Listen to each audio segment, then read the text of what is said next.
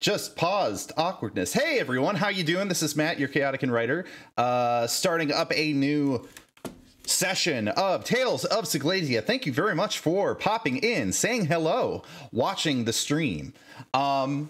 We are back to our original 6 characters for this session, and this session is Session 5, Tooth and Nail. Couple things I want to mention before I transition to the players. First is I want to just kind of throw this out there. Hey, ya boys stream is at 196 followers. That's really close to 200. As a matter of fact, it's been like that for the last, I don't know, few weeks. It's jumped up and then it's come down and it's come up and then it's come down. Seems to be a theme. But hey, if y'all have any friends, y'all have any people that you could recommend the stream to, please do so. I'd like to hit that 200, and if I hit that 200, I will host a 12-hour stream in November. My promise to you. So hey, please support the stream if you may. But also our players do have their own separate streams. We naturally have Sensei Suplex's stream. If you look it up at twitch.tv/sensei_suplex. Emmy also has their stream at twitch.tv/inspiration. And I believe for player related streams, that is all. But I'm going to switch over to the players here so we have a little bit of opportunity for banter, for some conversation. Do you know how sometimes when you're using an application and the cursor disappears and you can't figure out where to click? Well, that's happening in Discord right now.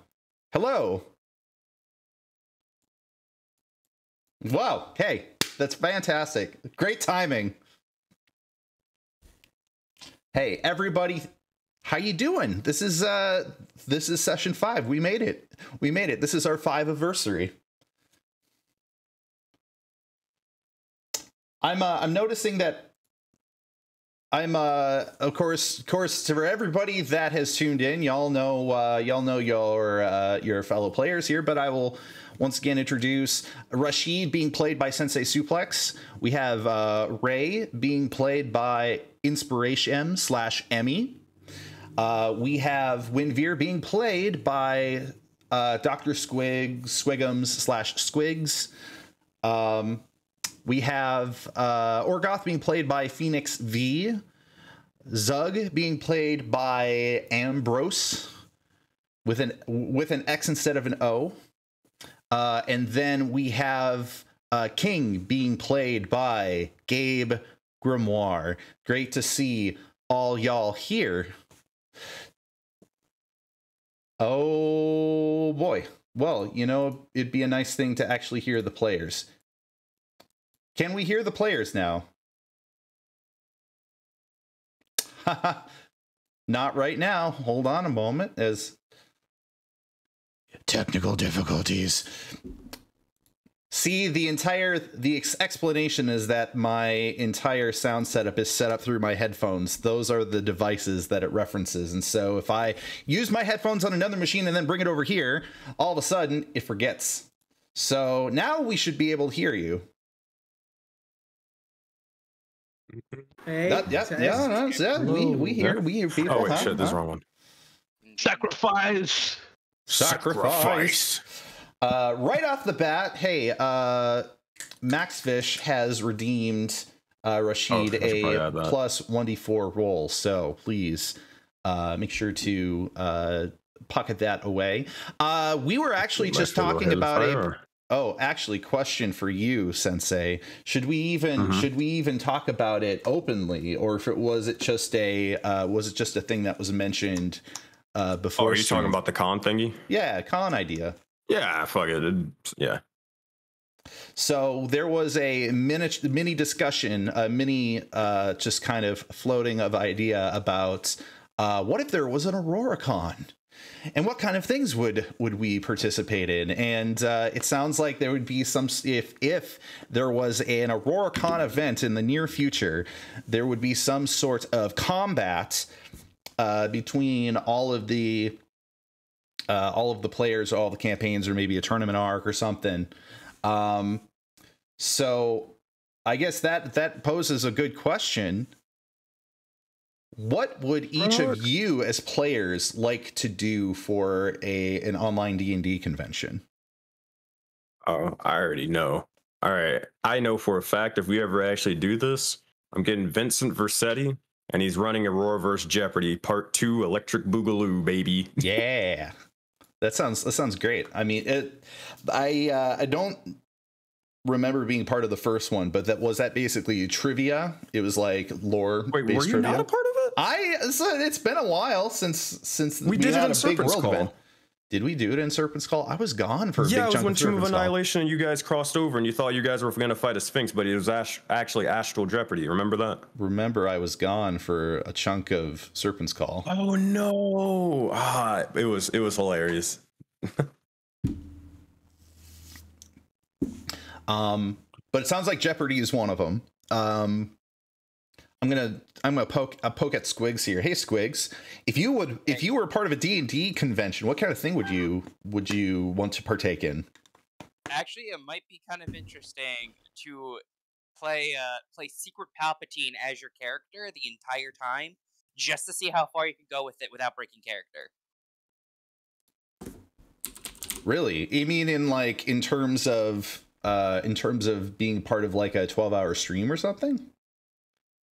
And then just kind of keeping in character, or just like... Doesn't matter what you say, the answer is yes. Okay, just all of the above. Got it. Hey, Phoenix, exactly. What kind of activity would you like to participate in? Tough to say. Maybe a tournament or like a soccer match between the characters. There's got to be special sports ball rules for D&D, like soccer or something. Matt, we could have the Blood Bowl idea. You remember that one day long ago? Yeah, I do. I remember that. That'd be so cool. Right. Guess I'll bring my works then. All right, he has his D20 up on the field. It seems to be that he is rolling, or he has the expertise version of rolling. Oh God, yeah, that was a stupid ass day. I loved it. That was hilarious though. I loved it. We should have gotten a clip of it. Hey Ambrose, what would you like to do if there was an Auroraverse online D&D con?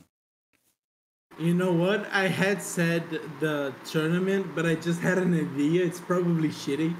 But what if all the characters were like in high school and you had to roll for your classes? A high school AU? Yes. Oh my God. I'm down. I'm down. I want to see Zale in his freaking high school outfit. Come on. And then, what if like you actually assign certain DMs to be the professors of those classes, and for like 10 to 15 minutes, they had very specific tasks for the players, and if they didn't fulfill them, they got failed. And then like sports card reading, or like not sports card, sorry, scorecard reading by the end of it. Yo, hold on, I'm writing this down. This is not getting lost. That sounds fire. And then you choose like factions. You can be the nerds, the jocks. Bro, it's a good idea, bro. Yeah, I love it. Council. Wait, what? Different DMs, DM each class and I feel stuff. like Dale would be part of the Glee Club. Like, no lie, he's probably part of the Glee Club or the Theater Club. Yeah. Oh my God. In the back selling oregano to kids because he thought it was funny. Oh God! She's a drug dealer, dude. No. Even better. No, it's you pretend to sell drugs to the freshmen that thinking they're getting drugs. Yes. Or he's the one fucking athlete that's basically like he's not a dropout, but it's like, yeah, that guy's not making it out of high school. All right.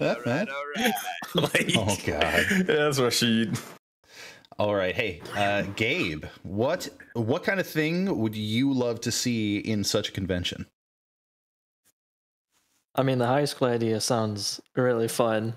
I think just like generally speaking, I don't know, just kind of seeing what creatures I could fight or treasures can be Gavin? I feel like it would be an absolute epic opportunity for some homebrew monster battle stuff, like some really just completely not just like, oh, I have a different zombie with a slightly different ability. I'm talking about like completely overhauling monster mechanics and just creating like Jack in the Box crazy nonsense for monsters and then having to fight them.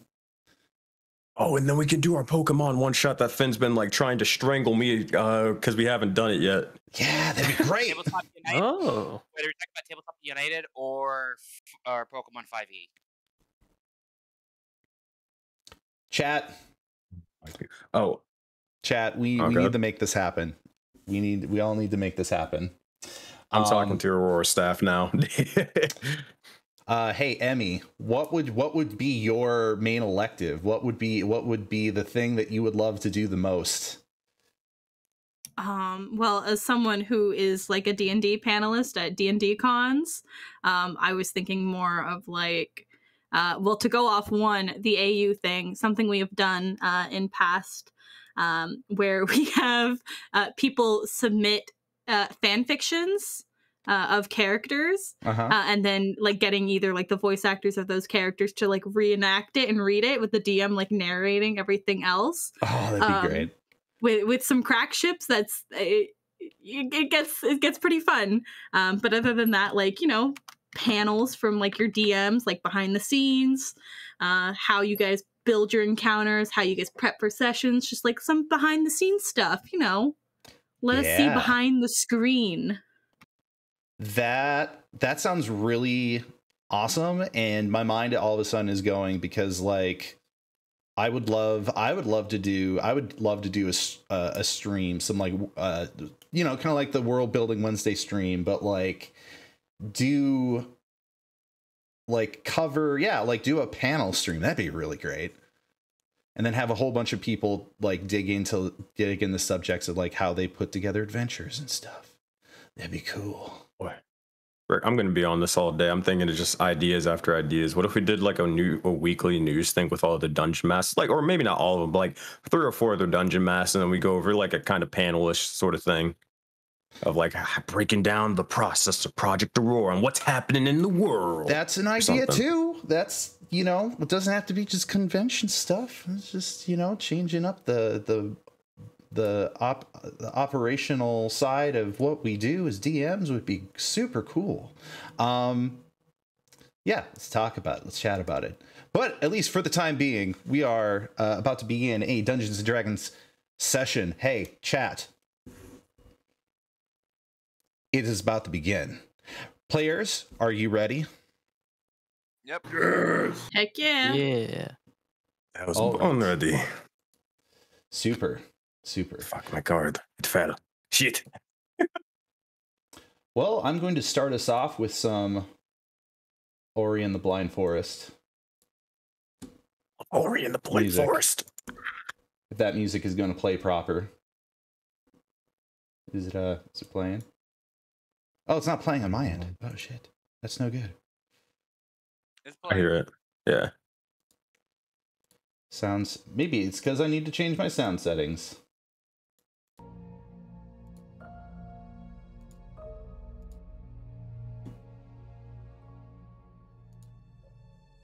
All right.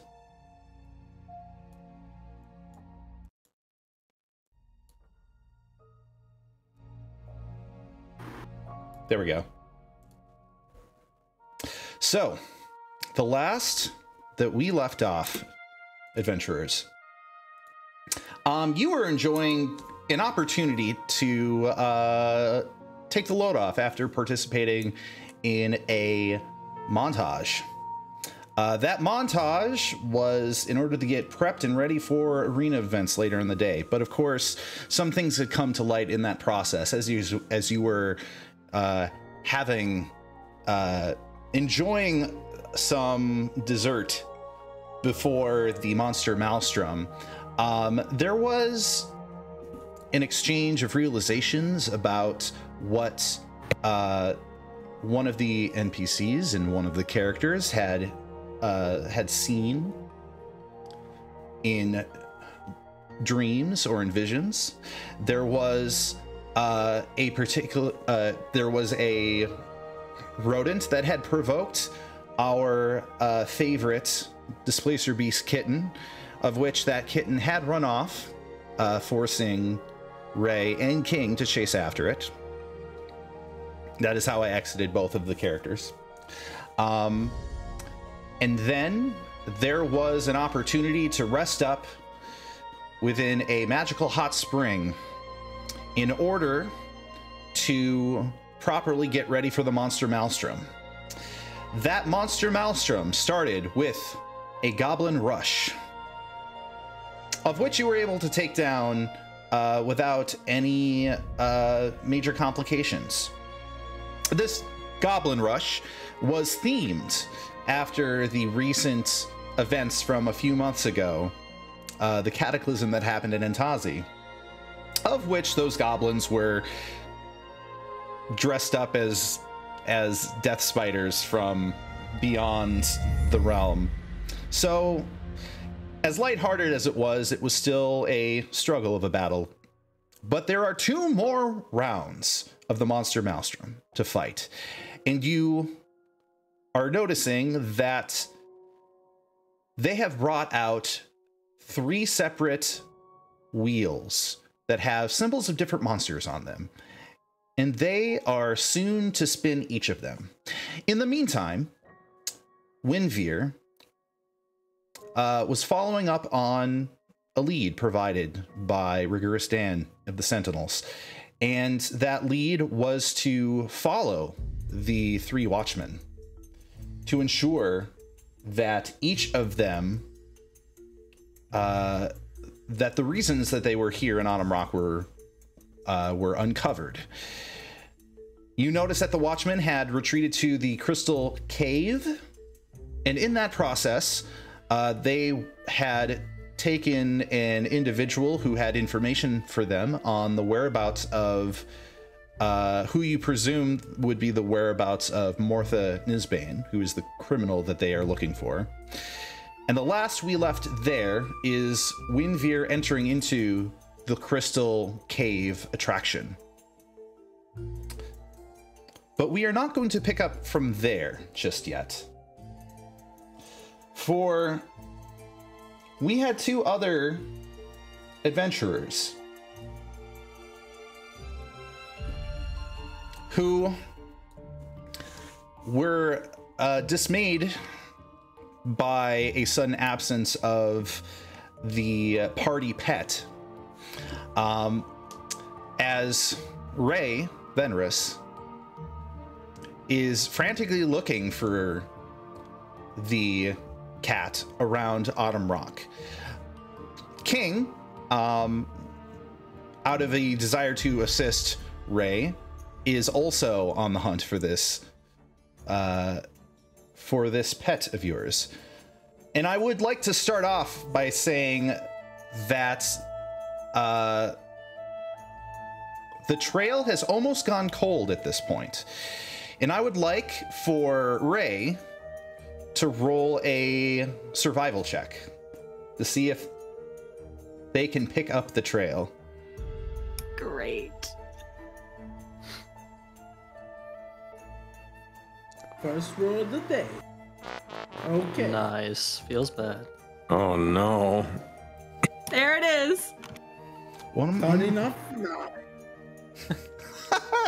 Oh, oops, I dropped my natural one. That is actually mine. Ray gets a reroll. Okay. Well, 1 does not mean... Oh, I'm sorry. Could you say that again, Rashid? Oh, no, I was just messing with him. Okay, gotcha. All right.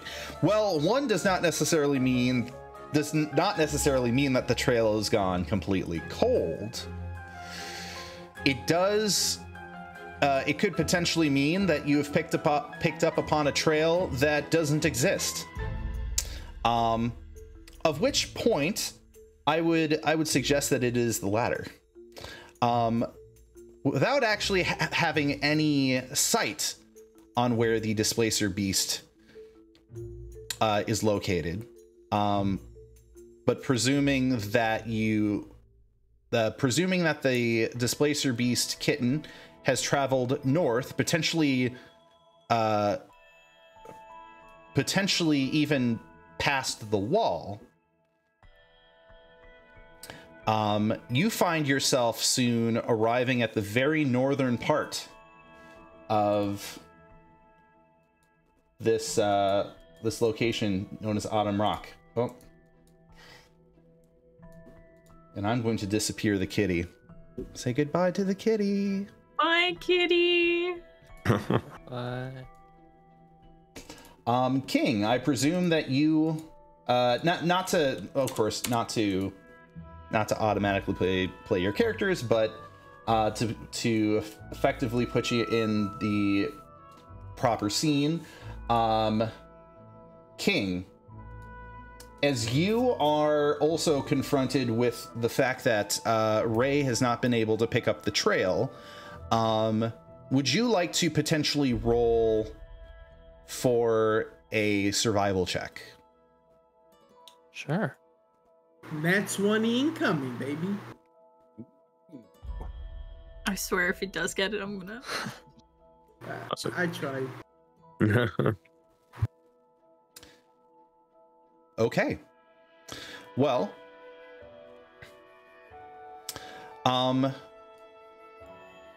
so by that roll, essentially, both of you have reached the northern wall of Autumn Rock. And just as Ray is about to locate a small gap in the wall. This wall is not built for fortification's sake. It's built just as a boundary for the most part. Just as Ray finds a gap in the wall, King, you manage to grab Ray's attention and manage to point out that the kitten was here, but in fact they are further east. You can clearly see that there are tiny little paw tracks in the dirt.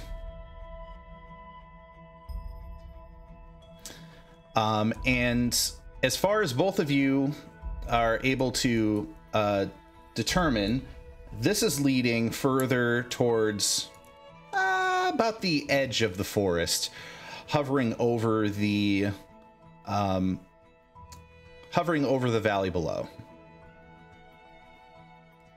So, which is great because it means I don't have to bring up the bad scene. Whatever I'm calling the bad scene. And you find yourself right at the edge of what is known as the Meandering Wood, at a very rocky point of the Meandering Wood. I'm going to go ahead and have both of you roll a perception check to see if you can determine the whereabouts of the kitty. Do I have disadvantage? It is not midday. It is actually nighttime. It's okay. Actually pretty dark out. I would almost say that it is more likely that you're able to roll normal, but the moon is out, so I mean there is dim light. I wouldn't put disadvantage on any of your rolls right now. All right, cool.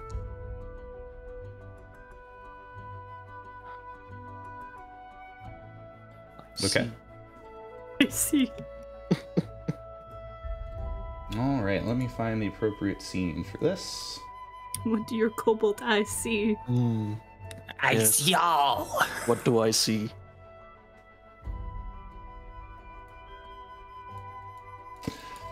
So I will show you in just a moment what you see.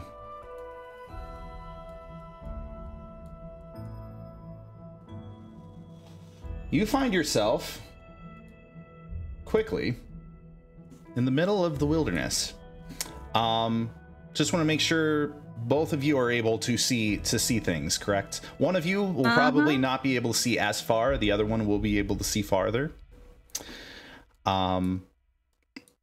You find yourself deep in the thick of the meandering wood. You can very much tell that, being that it is on the outside of the blue walls of Seglesia, this is a location where basically no infrastructure or past, villages have been built or anything like that. This has always been one of those rare instances of a primeval forest located within the proximity of the city. You see trees here that are very old. There are boulders with all manner of fungi and small patches of growth. There are cliffs that have been carved out over the ages, and you do sincerely find yourself in the deep of the wilderness.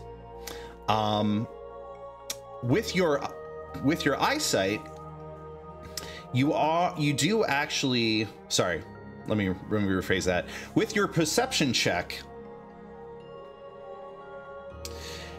you do actually manage to hear a cautious meowling in the distance, King.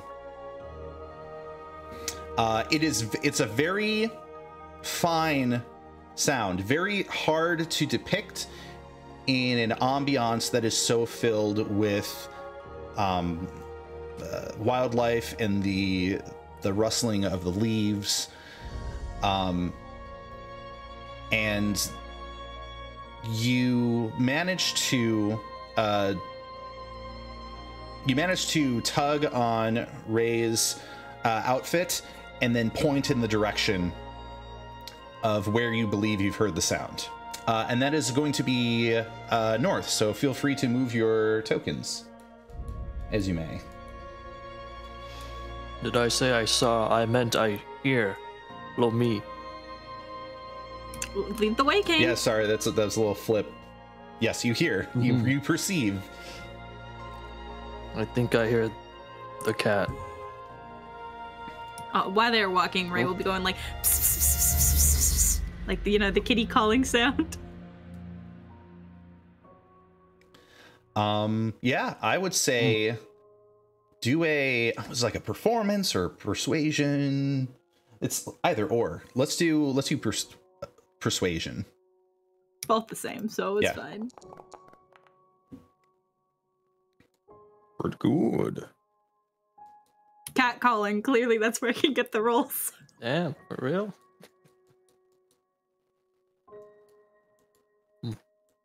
I see something. It's scurrying. That damn cat.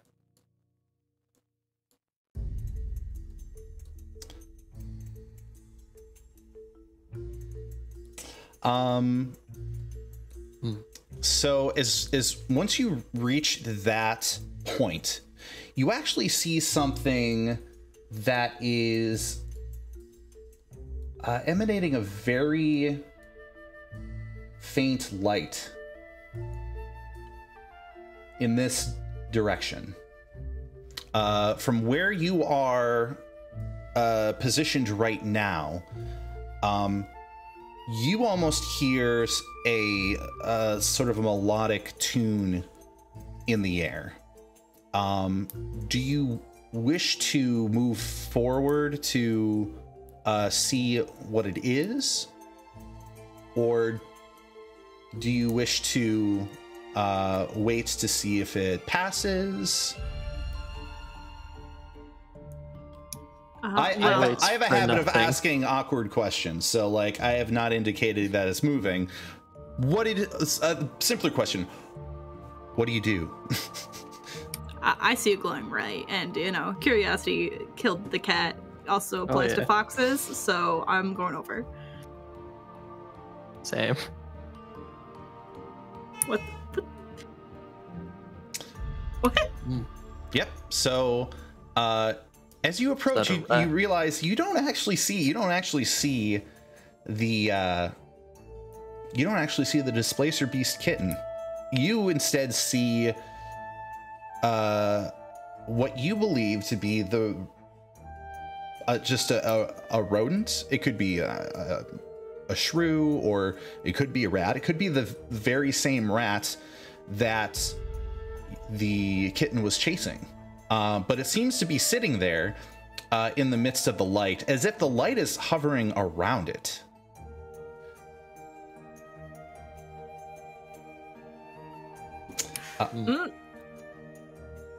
If I've learned anything from our past experiences, it's to eliminate all rats. Oh, be my guest. I'm gonna like tap him on the shoulder and cast guidance and let him go first. Okay. All right. Are you grab my greatsword? You're going to approach with your greatsword out, and you're going to try to take care of the rat. Yeah. The rat stands on its hind legs. Do a perception check there, kobold friend. All right. Yeah, that'll be enough. You distinctively remember when you first saw the rats that attacked you the very first time in Autumn Rock. The thing is, you remember there being a sinister light behind the eyes of those rats. A hungering malice. This one does not seem to have that look at all. It seems to be up on its hind legs, and it's tipping its, it's like sticking its nose out curiously.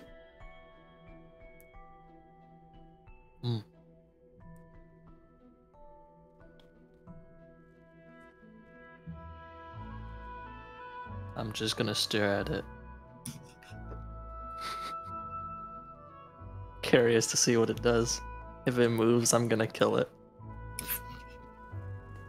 Or try to, at least.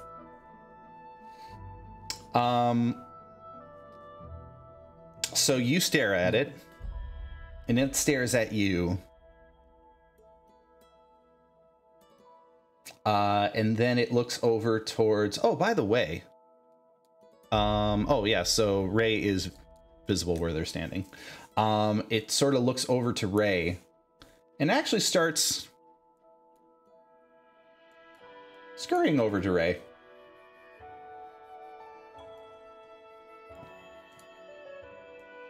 Those are some dangerous moves, rat.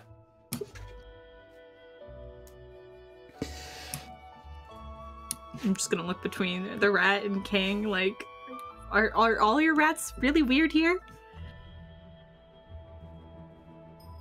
It's going to squeak, and then as soon as it does, you realize that its fur begins changing color. Its body begins changing shape into something larger. It's like me. But it doesn't turn into a rat. It turns into a fox. Oh! Another pet for the group, baby. Let's go! We're racking them up. All right. And as soon as it turns into a fox, it shakes its head.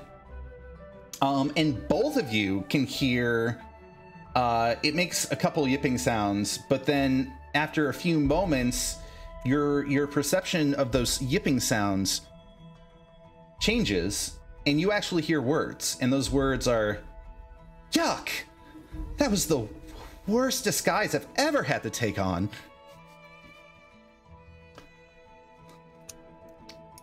Oh. Did the fox just speak? Yeah. Is this weird?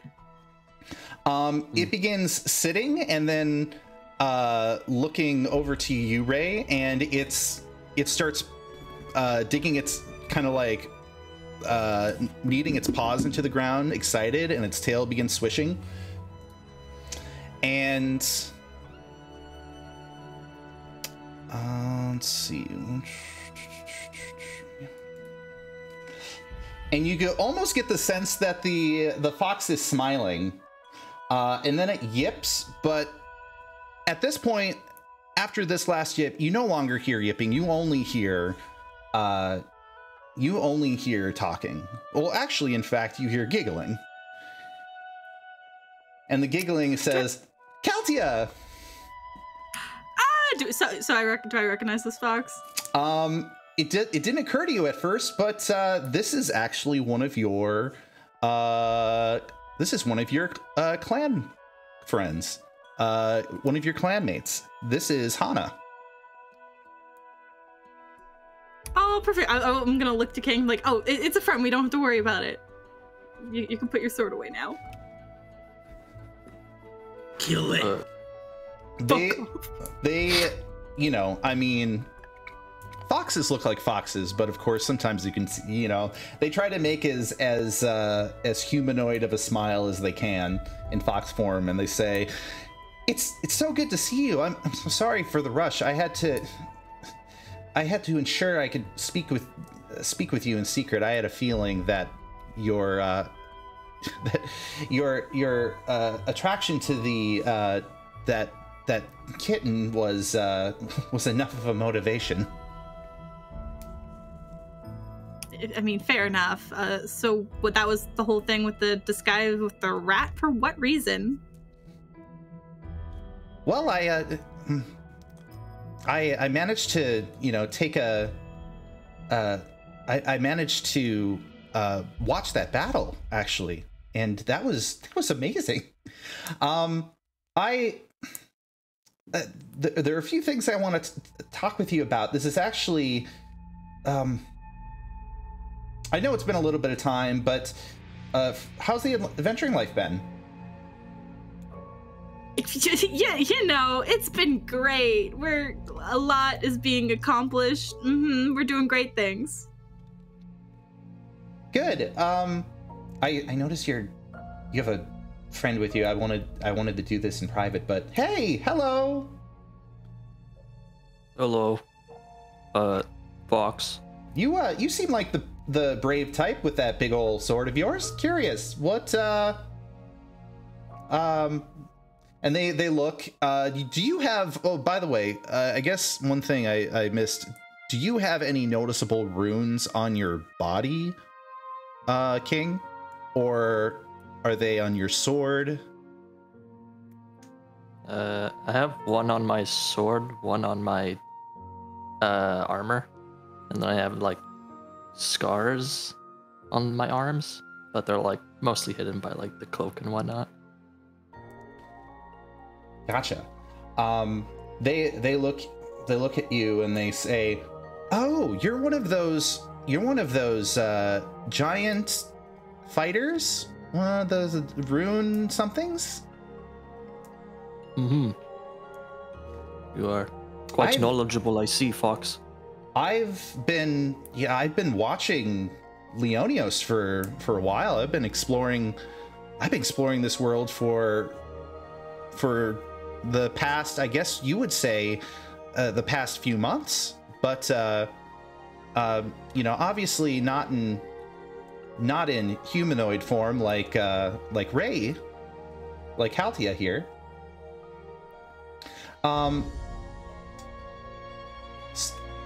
Well, I should cut to the chase because I don't want to waste too much of your time. I know Yana has been very strict about not interrupting Kitsune on their journey of adventurehood, just because it's supposed to be, there's supposed to be a little bit of a separation there, but there's much to explain. In a nutshell, something's happened, and I need your help. What's happened? Well, now you're making me a little nervous. Well, Yana's been in a nutshell. Yana's been speaking with the Pantheon, and there's been some sort of shroud of sorts over the city, and the prayers of the different godly followers, they've been interfered with recently, and something is muffling their prayers from reaching most of the Pantheon.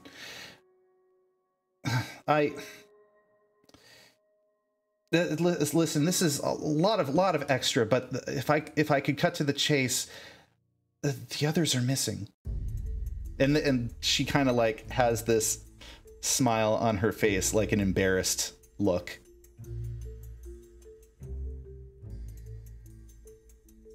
I was supposed to keep track of Miki and Ryota, but they've been gone. Yana had sent out many of the clan members to go and try to investigate what this shroud is, and normal people around the city can't tell that it's there. Not even, most of the time, not even magic users, but we can tell it's there, and we've been trying to figure out the source of it, but as we get closer, there seems to be something that is just interfering with our way of communicating with each other, and I just haven't heard from Miki and Ryota, and I'm worried. Well, yeah, now I'm definitely worried too. I'm gonna glance over at King before I kind of kneel down to be level with the fox and kind of give her just like a gentle pet. I got a decent group with me, sort of. I mean, sort of. We'll see what we can do if we can look into the matter. Do you have any additional leads or any information? Well, when we went out to witness and investigate, we, trying to observe where the cause was, we ended up, watching mages. We ended up watching the pilgrims coming in and out of the city, trying to get to the source of, just get to the source of what is interfering with the prayers of worshipers getting to the gods. And we ended up going to the Temple of Divinity, and some very strange things are happening there. Miki and Ryota said something about trying to gain access to underneath the Temple of Divinity, and they told me to stay back and instead start trying to watch some of the mages in the Arcanist Inquisition. But since a few days ago, I have not heard back from them at all. The last place that I knew that they went to was the temple. And I fear the worst. I hope they're okay. I know that they can take care of themselves, but this is such an unnatural thing to be happening. Yana is not familiar with what could be causing this kind of odd shroud over the city. Yeah, it's very strange for her not to know anything. And with them missing, I'm gonna glance over to King before looking back at the fox. I'll figure out a way for us to find a way to get under the temple and see if I can find them. I'm sure they're fine. she's saying, but she herself is not very convinced. Yeah, they can, I'm the junior of the lot. They typically can take care of themselves, and so part of me isn't worried, but part of me is. Just I haven't heard from them, and so this might be best for you because you can actually have direct interaction with people of this realm. So, in which case, it may be a good idea to, go to your friends and let them know what I talked to you about. I think the last I noticed them going off anywhere, it was to that big tent over where they're having all the fighting. Right, of course. I forgot they were going to try and do that. I'm sure they're fine and doing great. They're so reliable and able to, take on any kind of encounter. So I'm sure they're doing great over there. Yes, I will tell them everything. They're great people, so they will gladly help in the situation. I'm sure. I'm sure. Do you trust them? It seems like they're really good at what they do, but they're all sorts of. I'm getting some strange vibes from some of them. I trust them to be useful. Well, we'll say that. It seems like we can, trust this one. Hi, Dragonkin. By the way, I've seen symbols like that before. Those are giant symbols, aren't they? Indeed, yes. Wow, I've seen giants here before. A lot of them are real characters. Curious how you started learning their runes. I've seen runes like those while wandering the city over these past few months. There are waystones in the city with symbols similar to those. Did you know that the city used to be a place where giants roamed? I did not. I used to only live in a cave. Oh, whoa. Well, there's always a first time for everything, I guess. Obviously they don't roam around here anymore. There's a city here, but they used to long time ago. And their symbols were left all over the place. I bet somebody who can interpret giant runes can interpret those symbols and be able to use them somehow. Here, do you, I don't know if either one of you have a map or anything.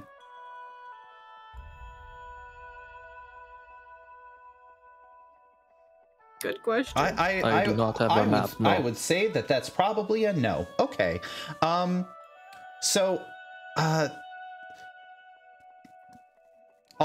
just tell you where I saw some of them. I saw 3 of them actually.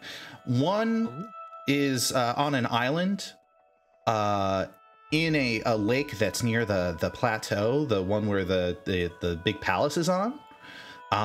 And then there's a couple that are more south of the city. One is in a massive graveyard, and the other is in a neighborhood that the locals they dress very differently in the other neighborhood. It's over to the southwest. So neighborhood to the southwest, graveyard, and island on a lake. Noted. Okay. Thank you, Fox. It wisps its tail back and forth and says, "You're welcome." Well, I'm sorry to bring you bad news. I would love to catch up, but there's so much I need to do. I need to keep doing what I can to find out more about what's going on. So I have to go. And it was great to see you again, Kaltia. Yeah, it was great seeing you. It's no problem. We'll catch up once we're all together again. Great. Oh, one more thing. Not all of your friends are over by the tent. One of them is I thought I saw them head over towards where that big place with the crystals are located. I don't know what he's doing, but he seems to be asking for trouble. It's the talking one, isn't it? Well, he wasn't talking when I remember him talking a lot previously. Yep, that one. Okay. Yes, that one. I think I know who you're talking about. Yeah, see, King gets it. Good. Hey, are you... One moment here. And then, Hana is gonna move over one and is going to... just out of nowhere, you're gonna hear the fox, that is Hana, meow like a cat. And in the distance, you're gonna hear, I mean, cats don't usually communicate with each other with meows, but so in other words, you hear Hana make a noise like a cat communicating to another cat, probably a trill or something of that nature. And then you hear the same thing.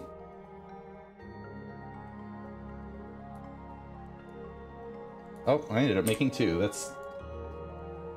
You end up hearing the same thing, and all of a sudden, the Displacer Beast kitten starts walking out from underneath some of the trees.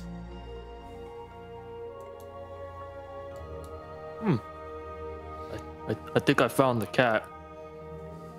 Good job, King. Mm-hmm. I had a interesting conversation with this creature. You really ought to give this creature a name. Oh, we haven't. We'll have a team mascot. We have to have a forum about it then. Kitty. Well, in any case, I have to go. I'm sorry, but it was great seeing you again. Yeah, no problem. Travel safe. I will go collect my kitty. And they're immediately going to scurry off into the forest. Bye, Fox. Yeah, we'll just leave it at that. Okay, well, we're gonna go pick up our talking friend, and then we are gonna go watch the others hopefully dominate the tournament. Hopefully.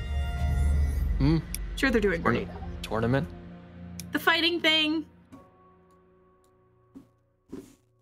Oh, yeah. What time is that? I have no idea. She does things and I just follow along usually. At this precise moment, perception check from both of you. I made a decision previously to rely on passive perception, but I think in this case, active perception is sort of something that you're generally participating in. Oh yeah, so Ray, you can actually hear something else kind of on the air. To the south of you, it is like you could almost not be able to tell what it is as the rustling of the trees blocks it out, but it's the sound of distant cheers and applause and hooping and hollering, and you realize that's coming from the arena. Oh, perfect. It's now. So let's go get our friend and then meet up at the whatever that is. Yes, very good. I do want to fight some things tonight after all. So, we'll see. So where's the next location you're going? We're gonna head towards the, I don't know if we know where it is, like the crystal place. You remember that you have one of those little maps that you received from the information booth, the kiosk, and that's let me see if I can bring up that map here. So the information, Auto Rock info map. Show to everyone. Oh.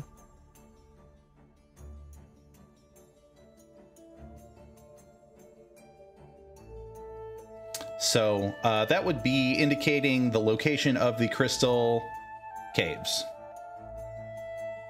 Perfect. Then I think we will head that way. Okay.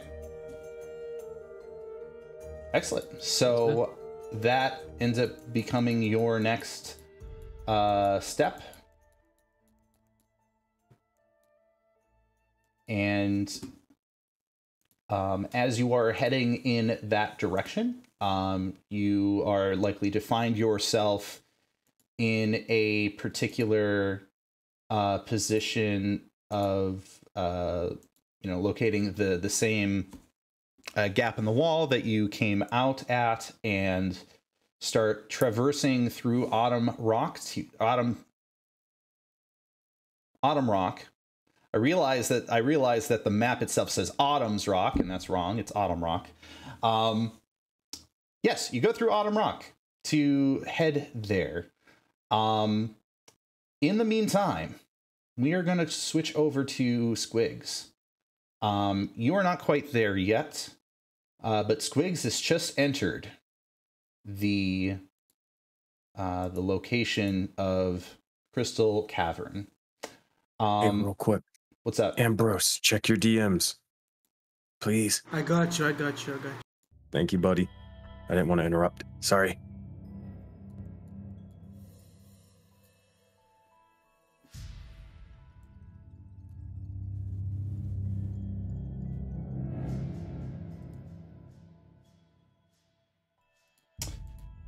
So, Winveer. Yep. As a recap, the last we left you off at, you were tracking the whereabouts of the three watchmen.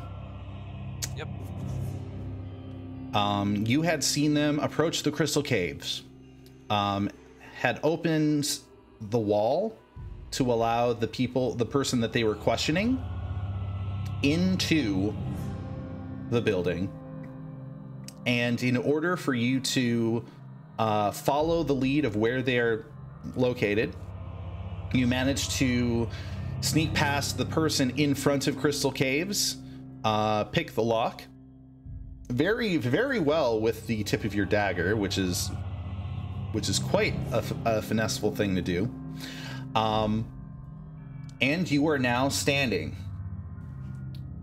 inside the Crystal Caves. As you enter that front door, there is a corridor that is completely dark. But at the end of the corridor, you see shimmering reflections of light. Thank you, dark vision. Yeah, I'm gonna try to sneakily go into the corridor and find the spot in which the guards are talking to, well, the watchmen are talking to the, I guess you can say, you can call him a vagrant.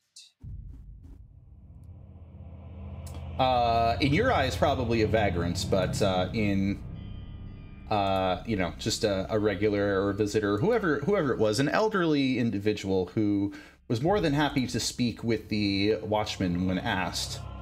You find yourself, upon stepping through that corridor to the end where the light is shimmering, you find yourself in a place that looks like this. I should do one thing here before you move. There. Not that there was anything really revealed there, but resetting the fog of war. This location, you can tell it was created very much in the intent of being a visual and atmospheric spectacle for anybody that would visit Autumn Rock and want something to explore and be dazzled by. And it's no less dazzling with nobody left here to attend. There are the way that you are able to see inside of this location is that there are, as you notice, floating crystals that emanate light. It is soon after you step into this room that you realize that there are crystals everywhere. They make up the walls, and it seems like these crystals are...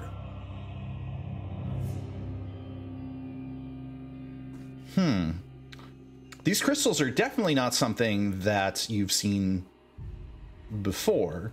I mean, obviously they're similar to the crystals outside, but I would say perform a nature check if you could. Just give me a second. My foundry decided to mess with me even more. Let's see if I can pull it up. Also, Matt, the face cams on stream are frozen. Oh, that's a weird thing. There we go. All right, just give me a second. Okay. All right, here we go. Nature. Let's see. Usually loads. 8. 8. Well, thing is that you're not somebody who is very proficient in understanding the biomes of places in the deep dark of the world, but you presume that crystals such as these are of a subterranean origin of some sort. There you hear this sort of light singing in the air, which is eerie to you. You notice that some of these crystals will resonate, and then almost as if there's a call and response, other crystals deeper into the room will also resonate. You notice as you step in that a thick fog covers most of the ground. For the most part is ankle high, but as you step forward, you realize that the ground is very rocky. Its elevation changes quite a bit. While that elevation is smooth to descend and ascend, the fog can get as deep as knee-high. That's gonna be good to know. You get this musty smell. It's a mixture of thick moss, light sulfur, and cool mist. It's this something subterranean about these crystals. But that's probably the allure. It's based upon a place that is not easily seen on the surface, perhaps. And as you are watching the fog, you notice that the fog itself sometimes seems to come up and create small shapes, like mushrooms or crystals that don't actually that aren't actually there, but are just the form of crystals. And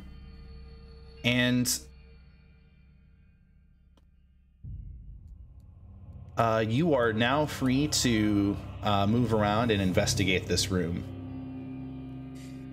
Okay, so which area seems like the crystals are resonating more with the sound?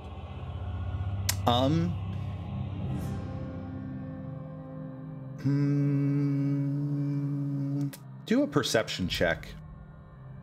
It's like finally it's loading it again. My foundry does not like me. Oh, that's Are you running it in Firefox? You're running it in Chrome? Yes. Anyhow. That's a 17.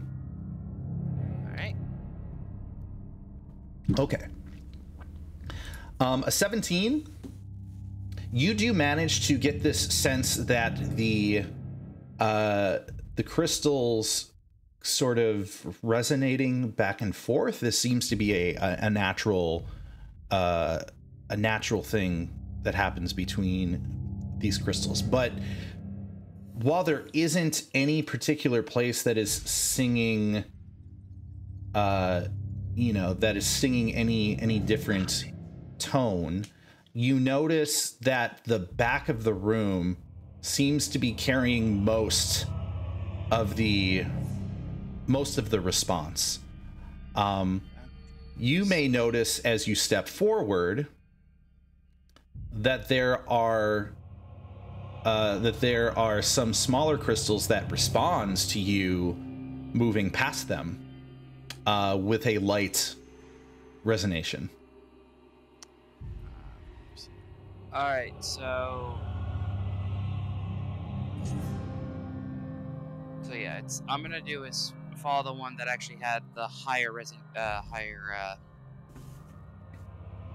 resonation with it, because they're gonna be talking, and with the talking, considering it's already closed, they're the ones making a sound. Thus, it has to resonate higher than it would be with the lower resonating crystals. So literally, that's not what I said. That's not you haven't that's not how the crystals, you have not incited that there's anything particular else about how the crystals work. Okay. But you know that your presence seems to be stirring a crystal nearby, so it would make sense that more resonation means there's perhaps the presence of others here. To answer your question, though, that is going to be to the left, to the left of the fork. All right, so I am going to do is move down to the left. Sorry, my entire screen is completely gray and I can't move. Completely gray, cannot move. Let's see here. Let me see if maybe it is a problem of vision. No, it's probably on my end.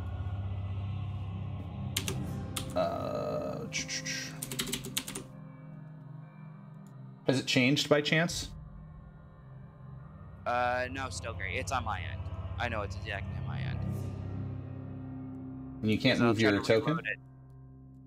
Well, I probably can. I just can't see it because it doesn't show the map. You just move me to the left. Let's do this. Let's do this really quick. I'm going to hit activate on the Meandering Wood, and then I'm going to see if I move back, if it will reload everything.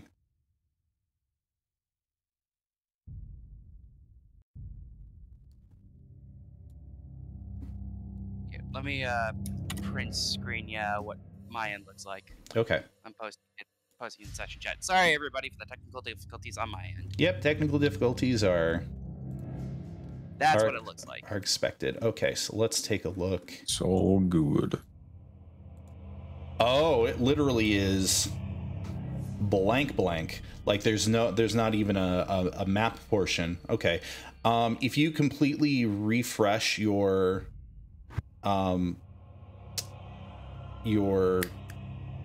Foundry, does it reload? It reloads for a second, and then it goes back to blank. I already did that before. That's why. Do you have Firefox? No. I want to see if another. Okay. Do you have anything else aside from Edge? No.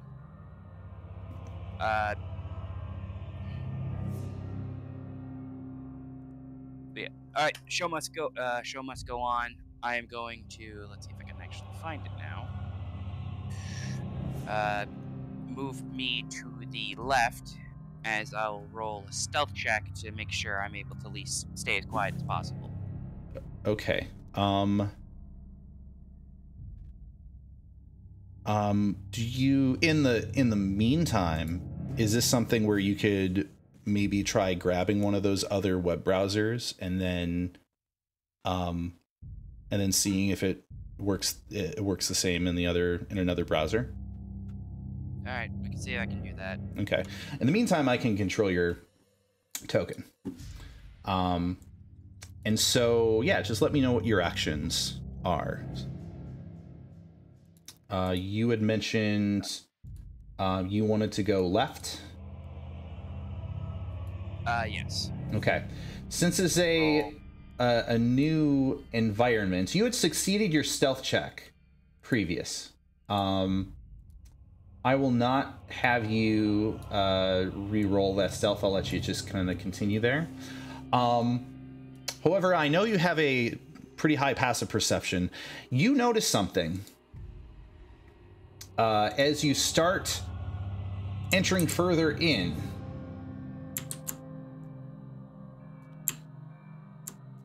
Oh, well. I see two of me. You see two of you. Hurrah! What I'm trying to get across here. Yeah, may as well just do this to get it across. You see a reflection of yourself in some of these crystals. And it occurs to you that part of the spectacle is that these crystals are intended to be like mirrors. You actually see the reflection of yourself kind of reflect off of mirrors 2 or 3 times. You realize that you're actually, this is basically a house of mirrors that you're in. Oh, thrilling. All right, I'm gonna do is just keep moving forward. I would enjoy the spectacle later on, but right now I have a job to do, and that is to see what the hell these guys are talking about. Okay. As you approach further, you hear more of the resonating coming from the back of the room, but you don't hear voices. You seem to be completely, it seems as if, not that you can't hear voices or that there's murmuring, is that there's nobody talking. It's almost as if there's nobody here, at least at first glance. Okay. You find yourself about entering an area of about knee-high mist.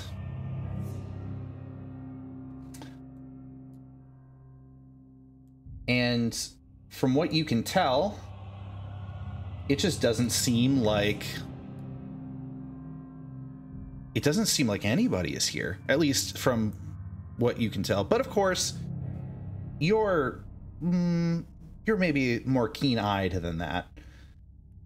Obviously, you saw them go through the wall and enter this building, so they must be here somewhere. I'm guessing it has to do with the big blue crystals.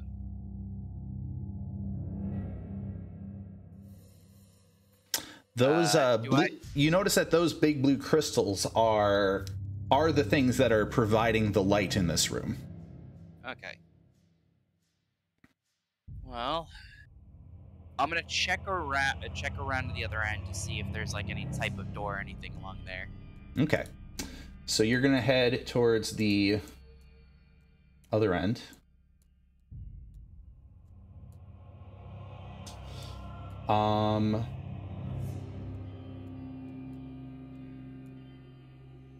As you do so, you don't notice that there's the presence of another door. And you notice that as you are passing, while your position is not necessarily being given away, the crystals around you are resonating to some degree as you are passing some of them.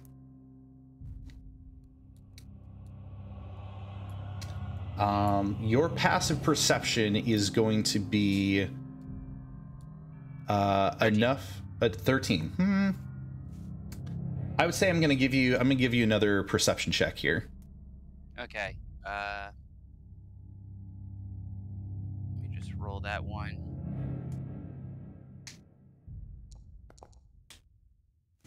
14. 14. Okay.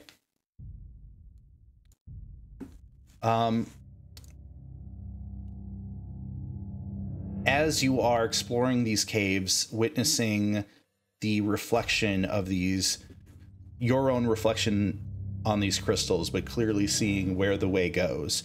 You notice to the left of you, just before you enter the next corridor, you hear something echo in the room. Very lightly, very, very quiet. But the sound is something to the tune of...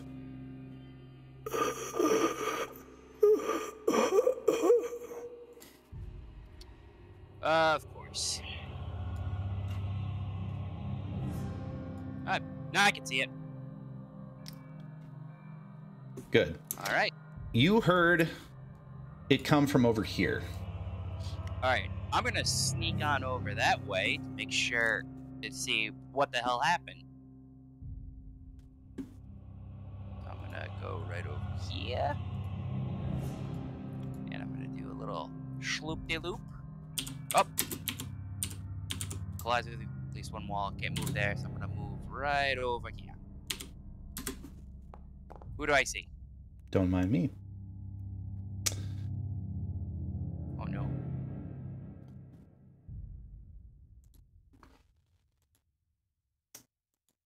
It didn't give me... Oh, I guess it ended up rolling on you because I had you selected. Okay, that's fine. You step around the corner. You can hear the noise coming from this... let me see if I can draw it here. From this general... No, stop it. There we go. This general area.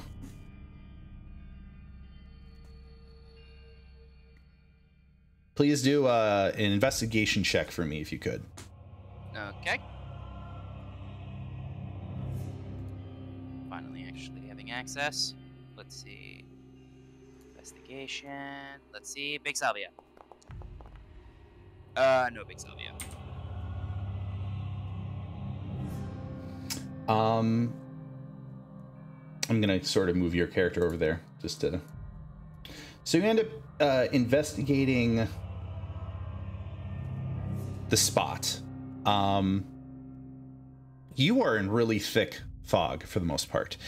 And it doesn't occur to you that there's anything here that would be creating the noise. But then all of a sudden, something grabs your ankle.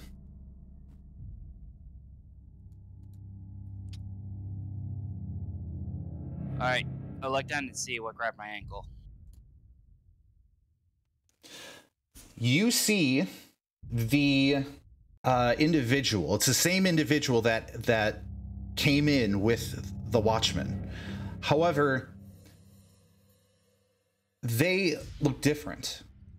They're just barely trying to pull themselves out of the fog for you to see their face, but you notice that they seem completely frail. They seem completely sapped of energy, almost sapped of life. What in the hell? Their body is gaunt. It's gone pale. And they look almost shriveled. And as it tries to reach out to you, he tries to say something, but it becomes completely lost. And he ends up falling upon the ground and collapsing underneath the fog.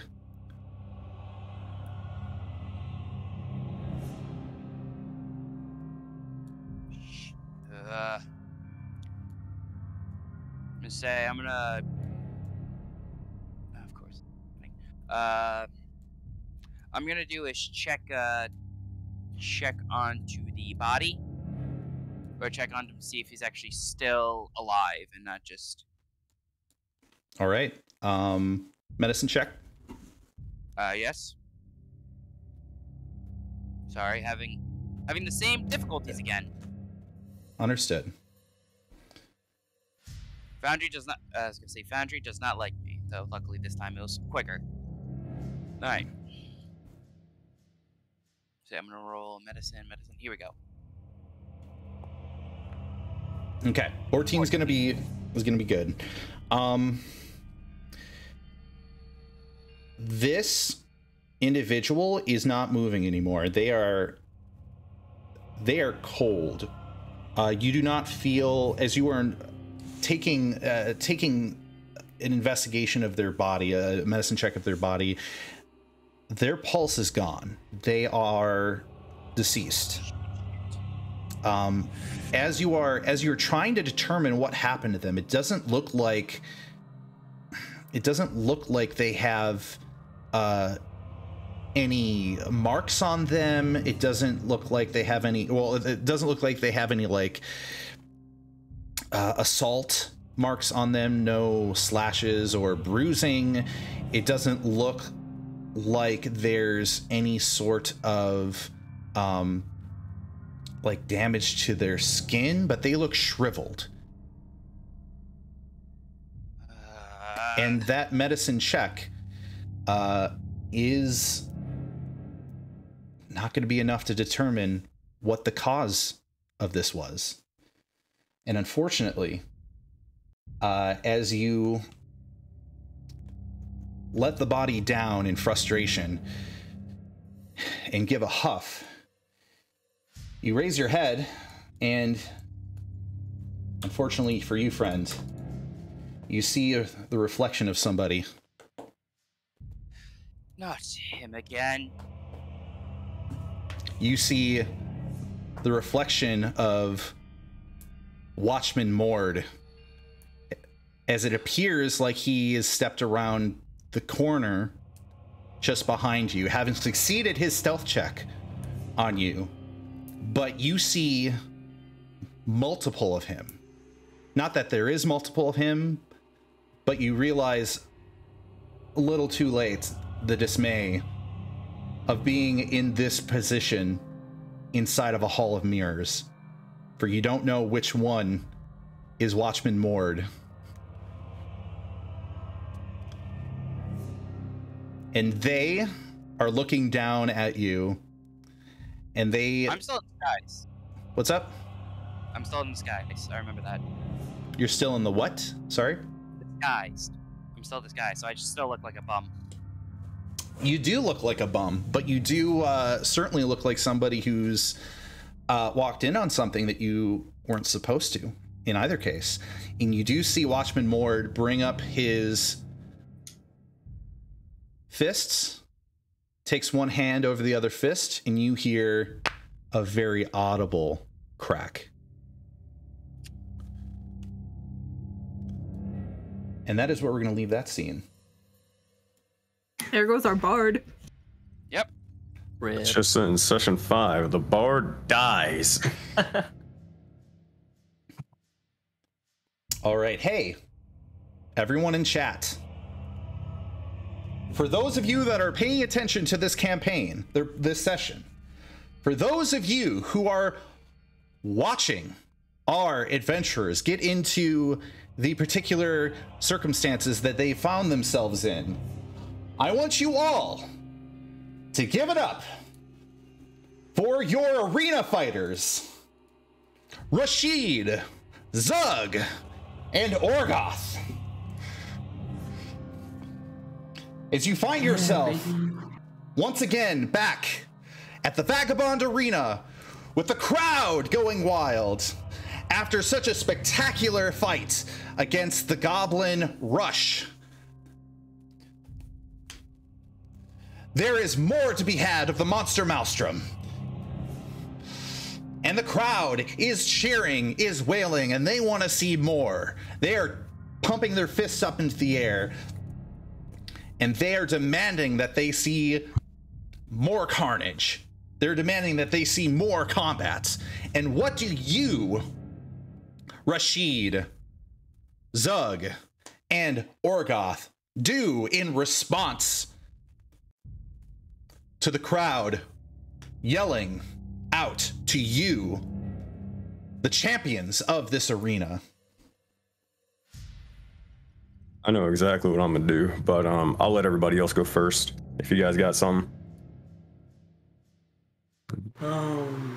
Zug will put on his famous heroic pose with his hands on his hips and scream, "Yes! Glory!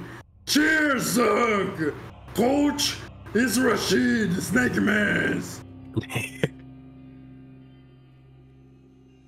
Well, for Orgoff, he'll pretty much go to a goblin corpse, cut off the head, throw it at the crowd, and give them an awkward wink.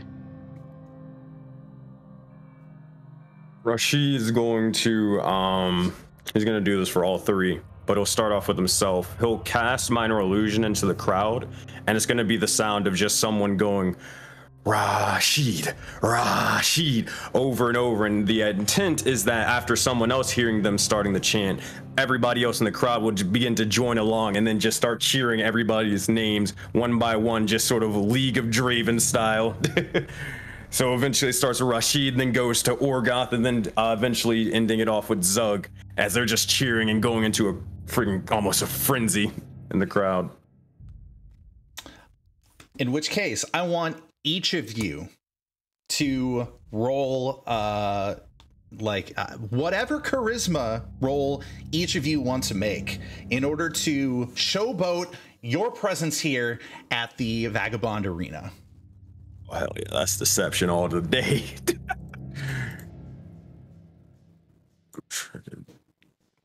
Deception, please. I'll add a D4. Please? Ooh, Please? that's failed. Got a 5. That's fine. Actually, I'll probably need it because I don't want to die later, so we'll save it. Okay, so we got the rolls from everyone. So the crowd is already in a fervor. They already like what they see. But of course, as you know, when you can tell crowds, and the crowds feed off of your energy. Usually when they successfully feed off of your energy, you hear waves of volume, waves of cheers and shouts. For the most part, those calls and responses are minor.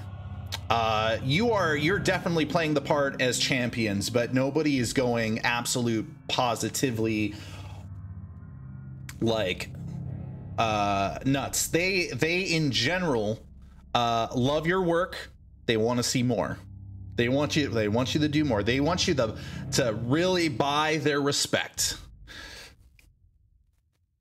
And in this precise moment, you have the announcer get on the microphone and say, "Well, well, well, it seems we have a troop here ready to take on the next wave.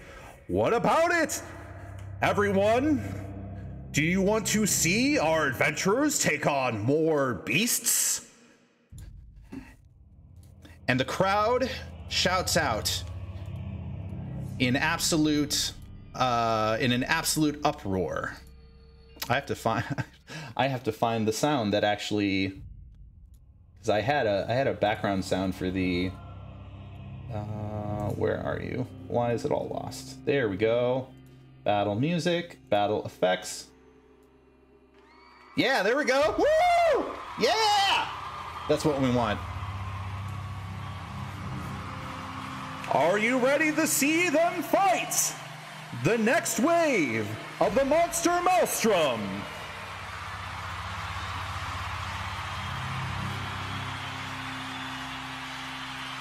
And in that precise moment, you it happens very, very quickly, but you notice that one of your compatriots, the one that is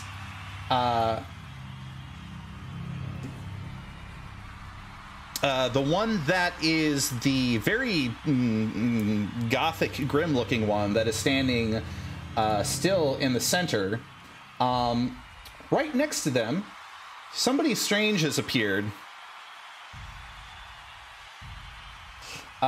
You have not seen this person before. As a matter of fact, maybe some of you have. You have a very faint, you have maybe a very faint recollection of this individual, but they instantly appear and they tap Henry on the shoulder, and Henry turns around a little perplexed, and they take their finger and they poke Henry right on top of their head. And as they do so, the earth opens up underneath them, and Henry falls into a portal, which closes up soon after. And this individual takes their hat and nods, and then steps off into a portal that opens up instantaneously and then vanishes. I mean, if you are sending Henry to hell, say hello to Greed for me. Who is that big man? He very big. Hey, big man. I'm sure that'll be perfectly fine. Nothing possibly could go wrong with that thing. Here, while the crowd isn't paying attention, any of you got any healing potions to spare, or something of the sorts? Oh, yeah, I do. Here you go. Thank you, Orgoth. It's like, your new axolotl friend actually walks up and says, "Here, I can. You should save that potion. I have a couple of these left, and they're going to touch you on the shoulder with their coral staff and hit you with a cure wounds." Stick. Let's see. Spellbook, cure wounds. I guess they're right. Orgoth, you'll save that for later. All right. So feel free to, let's see here. I'm going to reset from Foundry real quick because I can still see the Dolphin Boy. Understood. It seems like Foundry is acting up for multiple people here, but that is understandable. Foundry can be a I guess because I haven't done anything. Hefty boy. Let's see here. Let me just see. Attributes. Oh yeah. So 1d8 plus 4. Let me roll that. You recover 6. I'll take anything I can get. All right. I'll give him a high five, and then start readying myself for battle. Vance walks up and says, "Hey, Hill, you got any of those for me?" And the axolotl sort of scratches their head and says, "Well, I do, but it might be best to use those to, recover you if you end up falling." And Vance is like, "Hey, I ain't gonna fall. Nobody here is gonna fall. Don't worry about it. But I would really like some." He said, "I'm bleeding over here. Listen. You think you can hook me up?" And so Axolotl was like, "I don't know." Nargal walks up to Vance and says, Nargal looks absolutely completely beaten up. And Nargal says to Vance, "You're fine. We are all fine. Let's get ready for the next wave." Okay. Strong, but go ahead. Oh, Vance is just gonna be like, "Okay, fine. That's the way you want to play it. That's fine. As long as I get to stab more things."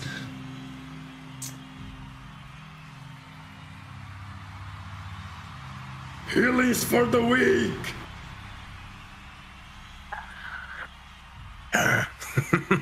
Well, I wouldn't say I'm more of a weakened when it comes to battle capabilities, but then the strength department, yes, that is probably correct.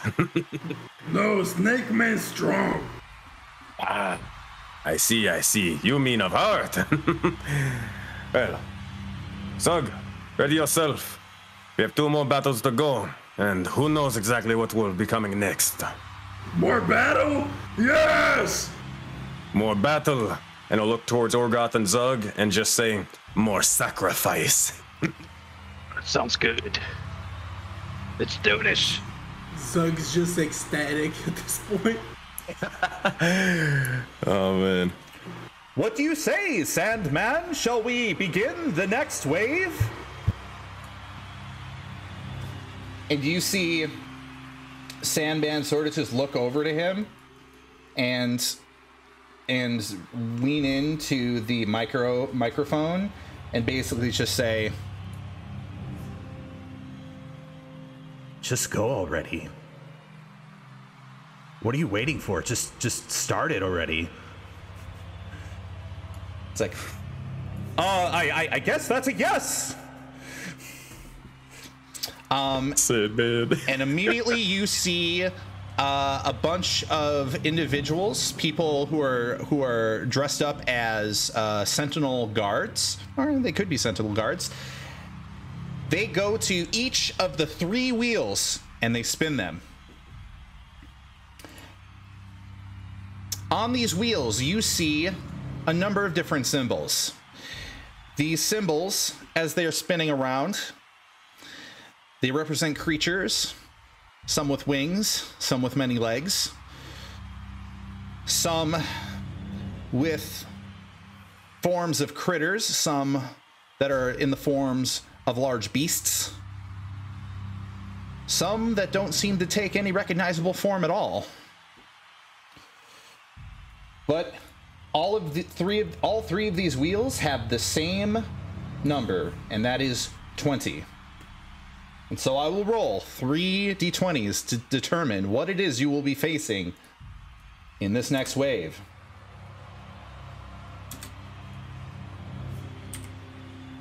There's a 16, there's a 17, and there's a 7. So the thing with high roll is just like, that can be either really good or really bad. True. I'm kind of worried.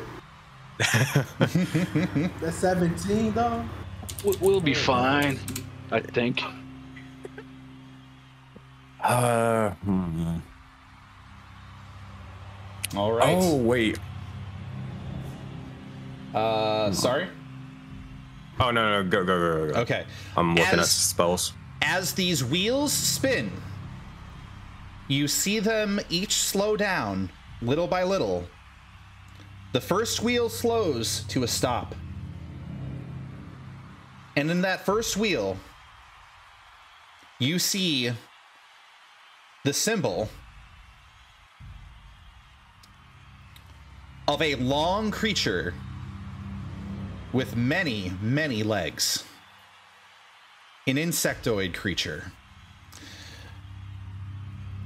With the second wheel, it slows and slows to a stop. And you see the symbol of something that is clearly a scorpion. And for the third,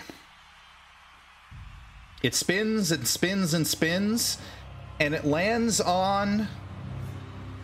Well, that's a strange looking creature. Everybody roll a nature check. You got it, boss man.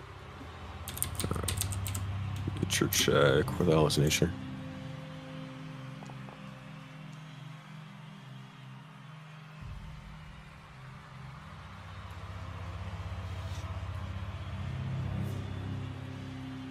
All right. We have Rashid with an 18, Zug with a 17, Orgoth with an 18. Hey, all of you, at some point or another, have heard of one of these creatures. Or have seen this creature. And unfortunately, you remember this being a large creature that is a very nasty thing to find and to fight. It is an agheg.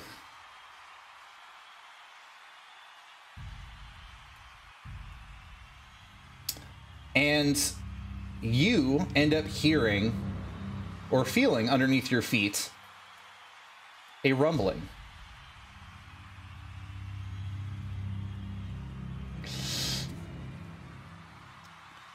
It seems the ground itself is shaking. The sands of the arena are shifting.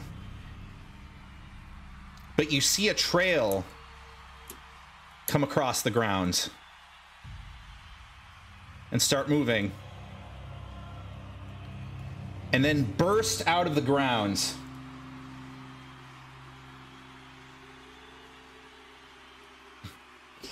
As the thing roars, coming out of its burrow, and the crowd goes silent, ready and waiting for the next battle to begin. I have to find the other. Let's see. Centipede. Hope you like centipedes.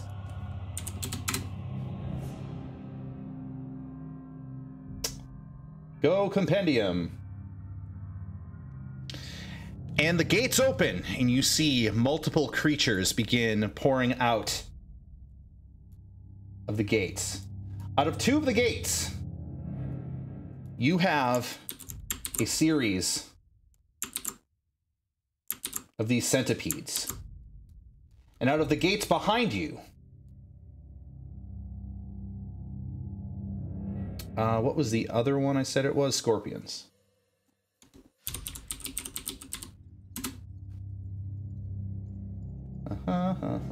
Oof. That's even nastier. Out of the gates behind you, as the portcullises open up, you see the image of two massive looking scorpions.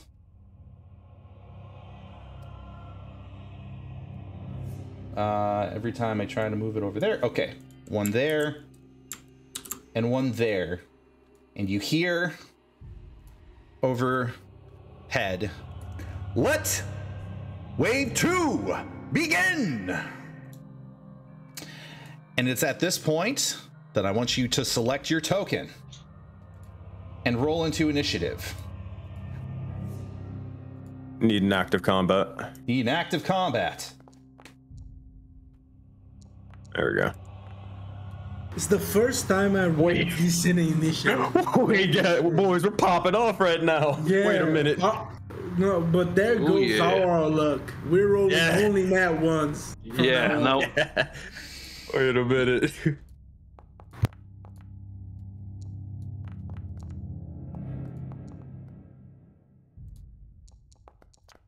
Oh no. All right. So it seems that in this battle, Orgoth, Zug, and Rashid would go first, followed by the giant the creatures that have just appeared, and then Vance, Nargal, and Lola. However, we're gonna do asymmetric battles, meaning that across each scene, at the end of a round, we're gonna move on to the next scene and begin the next battle. Or that is to say, continue the next battle. Crystal Caves. I get it. I will activate. Winveer, please select your character token and roll initiative. Please leave, Winveer, live. Hey, Matt, can you do something for us real quick? What's up? So in the Actors tab for Winveer, can you right-click on Configure Permissions and make everybody, what is it, an observer? Oh, no. That way we can actually see the map, Right. instead of like a black screen. Okay. I've just been looking at Twitch or whatever. Yeah, me too. All players. If you can't do it or if it doesn't work, don't worry about it. It's not a big a deal. Can you all see? Nope. I assigned Nah, you everyone may as have an to switch observer. screens, but nah, don't worry about it then. Yeah, it's fine. Okay, so let's do it this way. Observer. Observer. Observer. Is that better? Probably not. Okay. Nah, don't worry about it. Oh, I can see him though. All right. That's weird. In the midst, Ray and King have just arrived up top. So Ray and King, please select your tokens and also roll into initiative. All right then.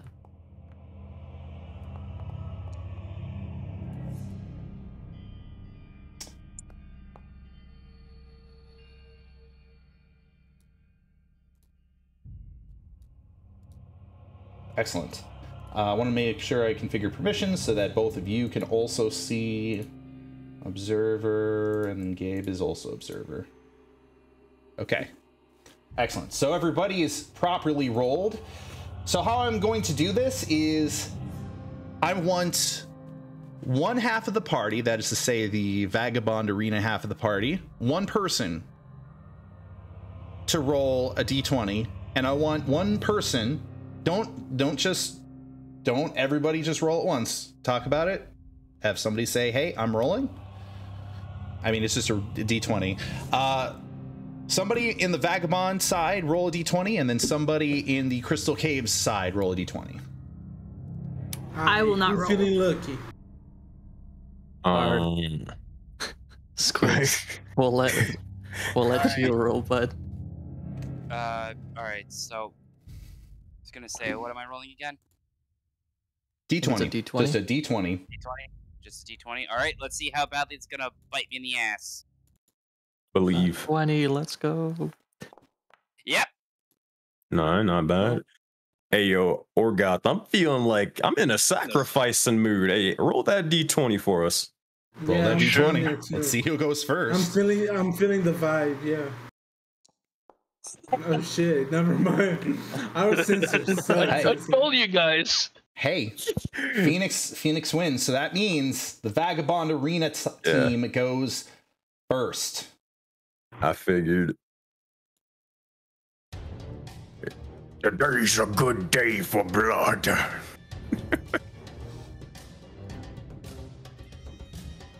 All right, top of the order. Begin combat. Orgoth,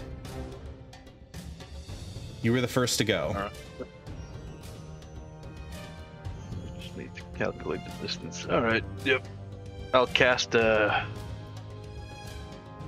acid arrow.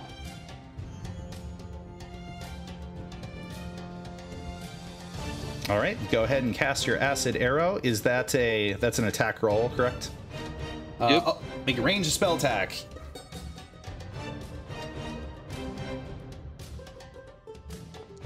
Oh, 22. 22, and you're aiming at the Ankeg? Yeah, could you... the scorpion. Scorpion. Okay, which of the two scorpions were you striking? Well, the big one. There's two I of was them. going for the big guy. Oh, no, not the scorpion, the other insect. Oh, the Ankeg. Yeah. That is going to hit, my friend, so please roll your damage. All right. 15. That's some damage. Right. I have a distinct feeling... Oh, no, that's right. Oh, I guess, less challenging than I thought. That's fine. So... It's dead already. That's not dead already. But you deal 15 damage total? Yep. Hold on a moment. That's a little wonky because it's already computing the 4d4 plus the 2d4. That 2d4 doesn't happen until the end of its next turn. Yeah. Do you think you can roll those separately? Just roll a 4d4? Yeah, hang on. I'll just roll the 44 normally. Okay.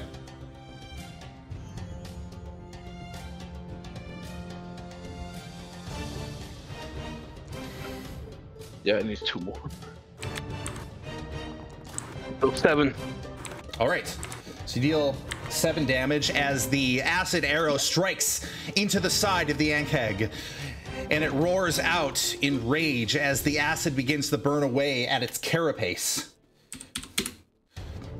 You have dealt damage to it, and it will potentially sustain damage at the end of its turn. Do you have a particular thing, something else you want to do on your turn?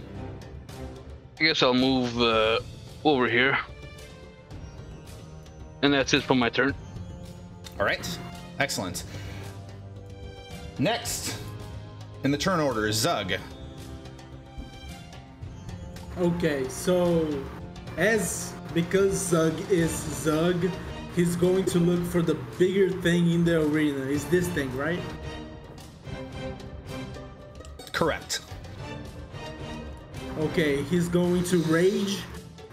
He's going to pick the earth element as he gains 3 temporary hit points. You can see a little bit of earth climbing his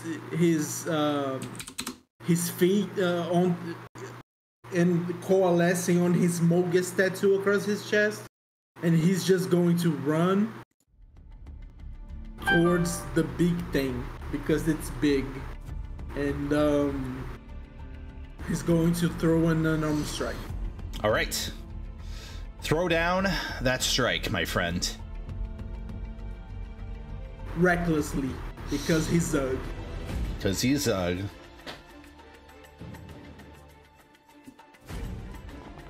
Ow. Yup.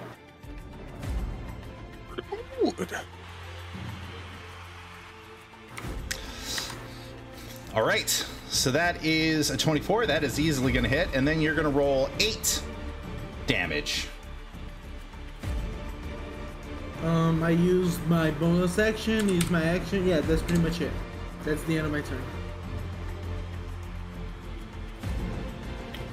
All right, so you strike it across the maw as one of its pincers begins. You basically strike it across the maw as one of its pincers shoves into some of its armored carapace on the top of its head, and you see a crack down the middle of its head. And is that your turn? Yes, indeed. All right, Rashid. Ooh, I just thought of something. Hey, Matt, What's up? How tall is this thing right here? That thing is going to be about the general height of the it's about 2 stories high, so I'd say about 20 feet. Would I, in theory, use the chain blades to climb up them? For not like the full way, but start climbing up a little bit. You're pulling a Star Wars Episode 2 right now is what you're doing. Yeah. So yeah, go ahead and do that. All right, so here's what Rashid will do. He'll just rush over and starting to sort of run up the wall. He'll start jump as far as he possibly can and embed one of the chain blades into this sort of pillar, and immediately he'll use the second one and sort of whip it around and throw it, launching it towards this sort of scorpion off to the side.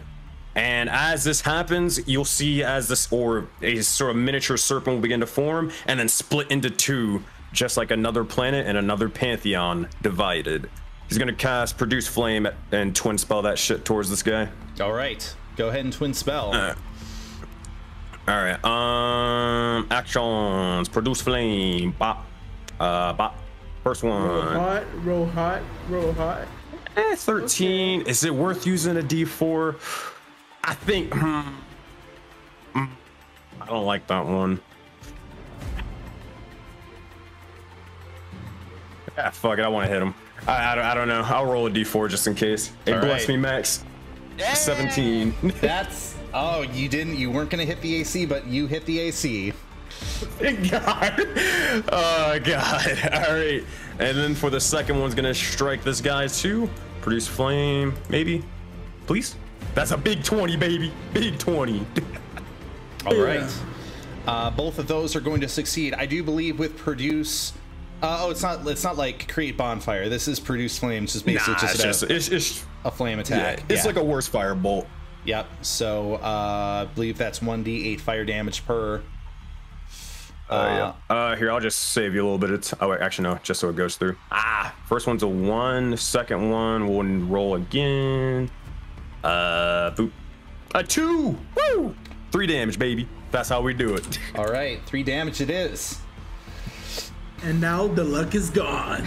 As you That's begin what we like to see. Scorching the outer armored exoskeleton of this scorpion. You see 2 burn marks on either side of its body. It seems undeterred as it is pincing the air and staring directly at you.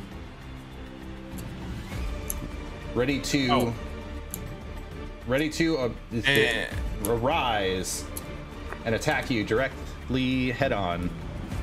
Oh, other last thing is bonus action. I'll change from my melee stance to my range stance and let the sort of chain blades drag across the ground. All right. And yeah, that's it. Okay. So in which case, it is now the enemy's turn. The scorpion is going to go first. Is they're going to move up? Directly. Oh, you're up some distance, aren't you? Yeah, that's why I climbed up. They can't. How high are you? Just let me know, like, feet wise. How high are you? I will say I will take the lower number. I believe I'm 15 feet up right now because I moved a total of 15 feet to get here. Okay. I would say that your token is physically like right there then, probably, just so I better. Yeah, okay. So it is going to snap at the air, but obviously can't get to you. So instead it is going to move over to the nearest person that it can attack, which is going to be Lola. And it is going to... I hate that. Stop doing that. And it's going to do a multi-attack. 1 claw and 1 sting attack.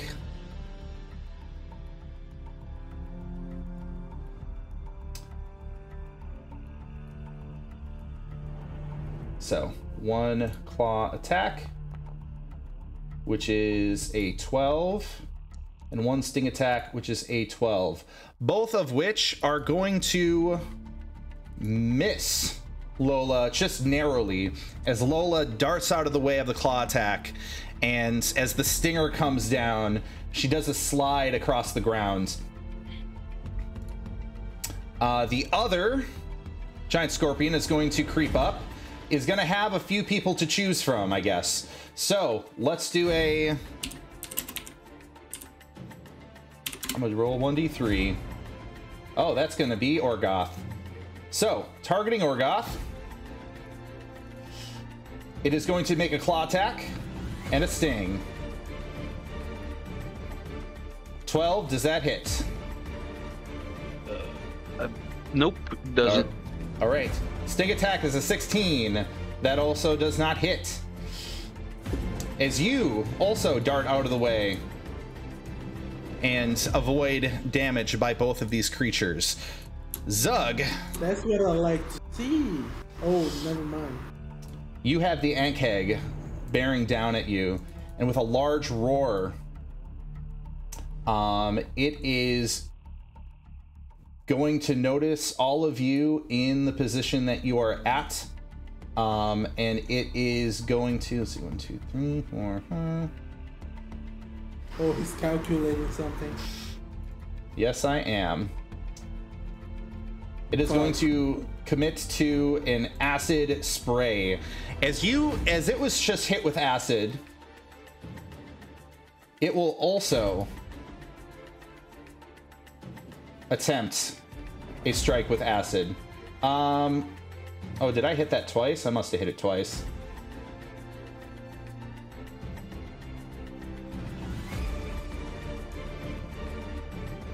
Like right there.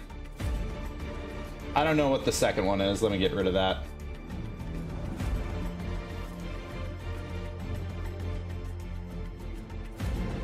All right. Well, that's what it'll look like. That is going to be Zug, Orgoth, and Nargal. each of you are going to make a dexterity saving throw. Big roll, big roll. Oh yeah, baby. Hey. Hey. Oof. Oh man. All right.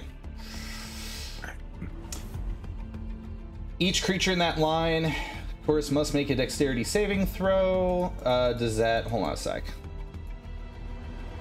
So many of these abilities have... Wait, So let me you- see if I you- have disadvantage. Let me see if I have disadvantage in saving throws also, just to.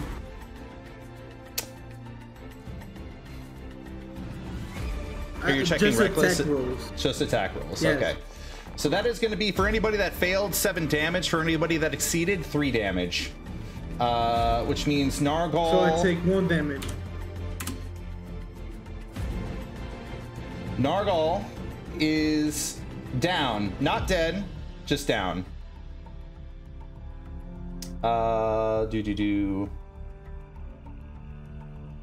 So I take half of 7 because I dodged. 3. You take 3. And then, oh, I don't take it's acid damage. So I take 3 damage. Yeah, it's Yeah. not.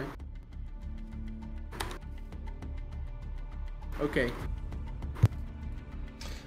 All right. And then next turn is going to be each of the centipedes, and they are going to creep towards some of the nearest targets. 2 of them on Zug, 1 of them on Orgoth, and then 1, 2, 3.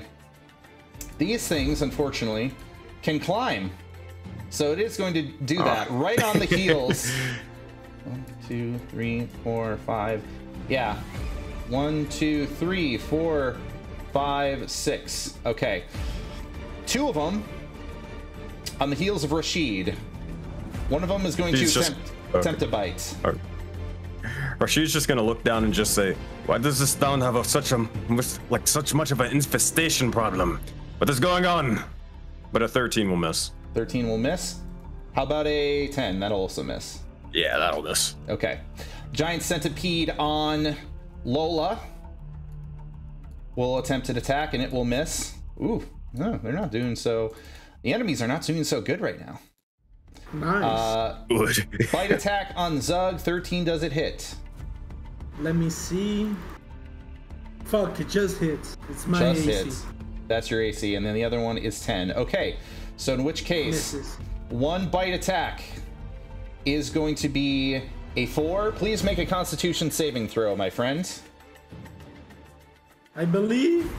Oh shit! This guy's rolling hot. Yeah, you're rolling real good. Hey, I'm on the road. you avoid poison and poison damage, my friend. So you are not hit with extra nastiness. Okay, I take 2 damage because I'm raging. Boom, boom, boom. Oh, Nice. So- That's what I live for right there. yeah. That's what we like to see. So that is, that is definitely not a good strike on you. Orgoth. 23. Does that hit? That hits, I assume. Well, yeah, that's it. All right. So in which case, damage from the bite. 4 damage. Please roll a Constitution saving throw, my friend. All right.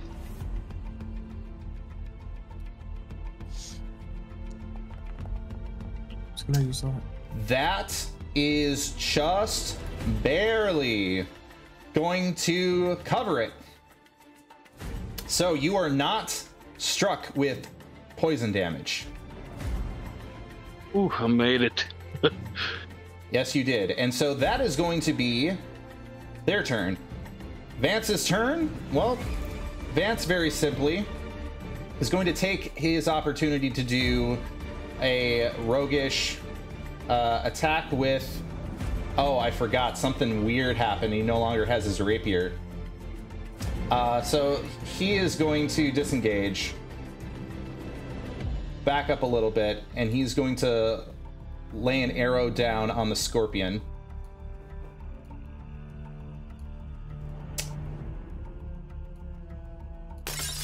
And that is going to fail horribly. It's like, oops, Butterfingers.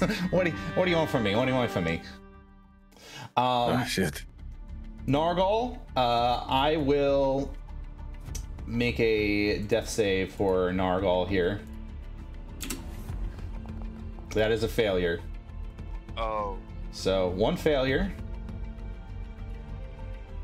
And then, last but not least, we got Lola. Lola, given the circumstances that you are all in, is going to imbue their staff. Let's see, they have a whole bunch of spells here.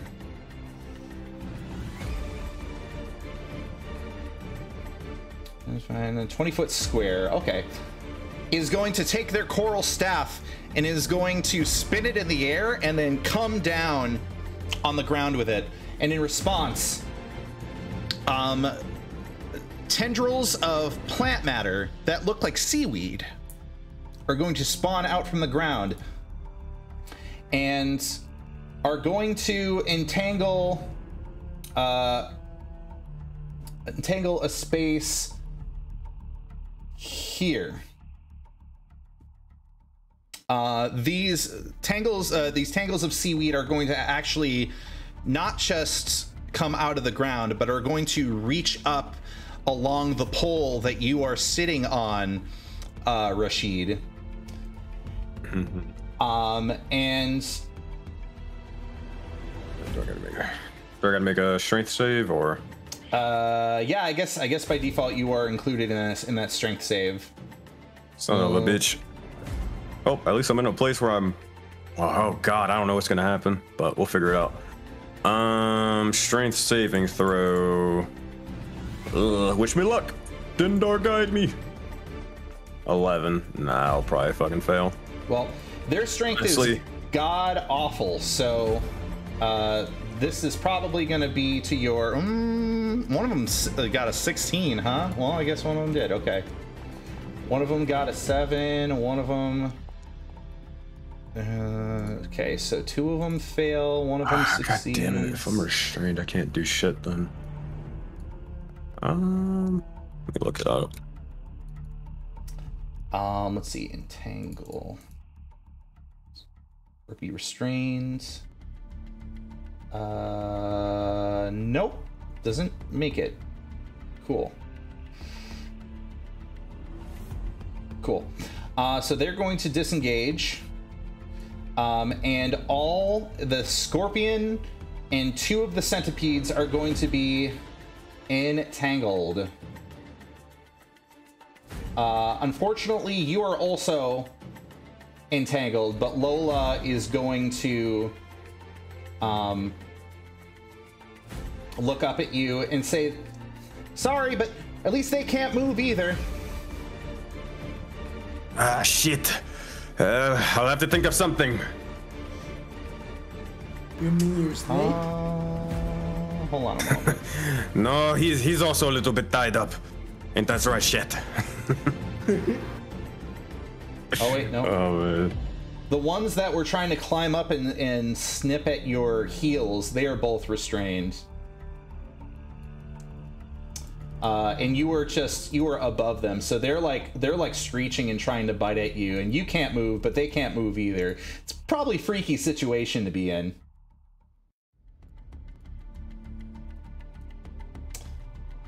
Let's see.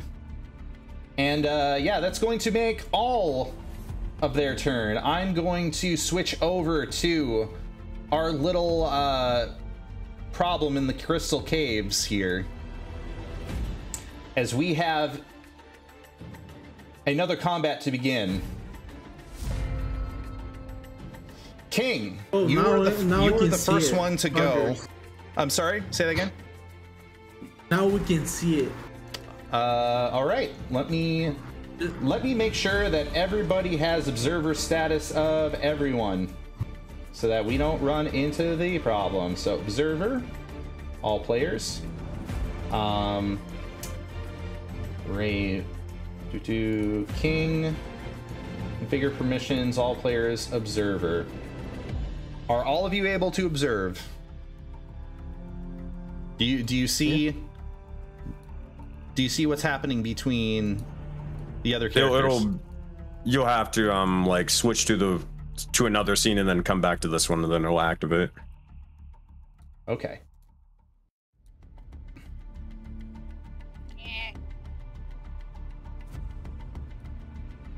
Okay.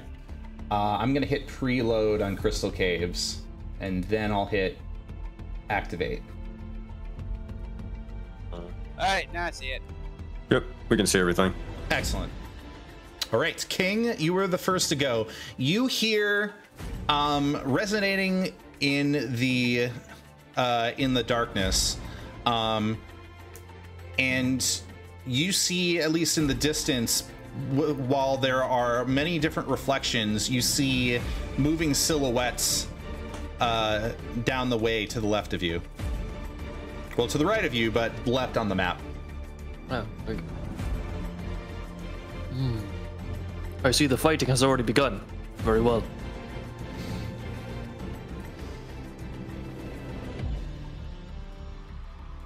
Yep, it is. Unfortunately, it's going to probably take a turn for you to get there fully, but are you going to just do one movement, or are you going to do two? I'm going to take the dash action and just go down, see who I got to punch. Okay. Probably get like right there.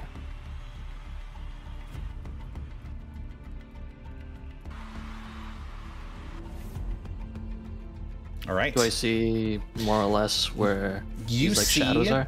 Yeah, you see shadows and you see reflections of someone. You remember seeing this person in the grub court. One of the watchmen. But that's all you see right now, and they seem to be somewhere ahead of you. All right.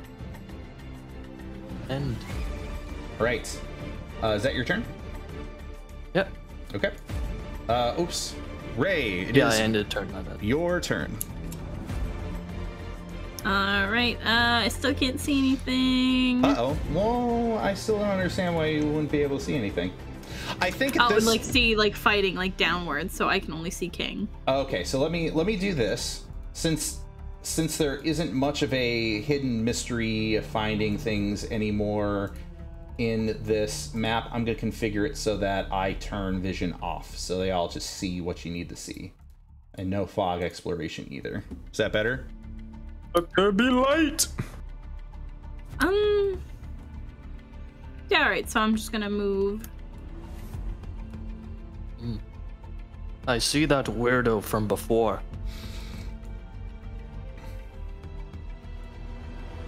That's so descriptive. Good job, King. Thank you. I see everything now. But yeah, using all my movements, that is my turn. And at last I see the light.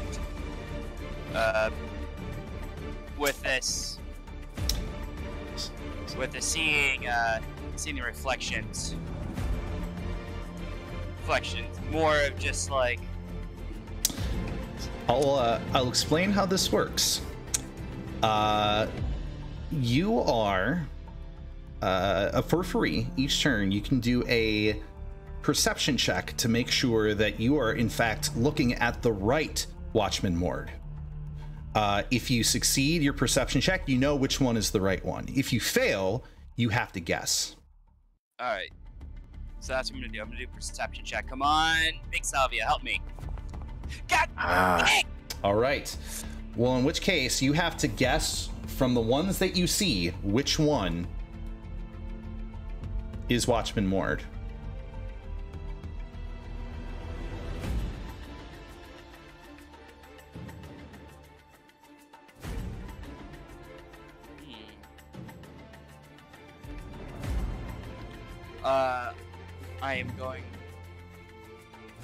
I am going to do is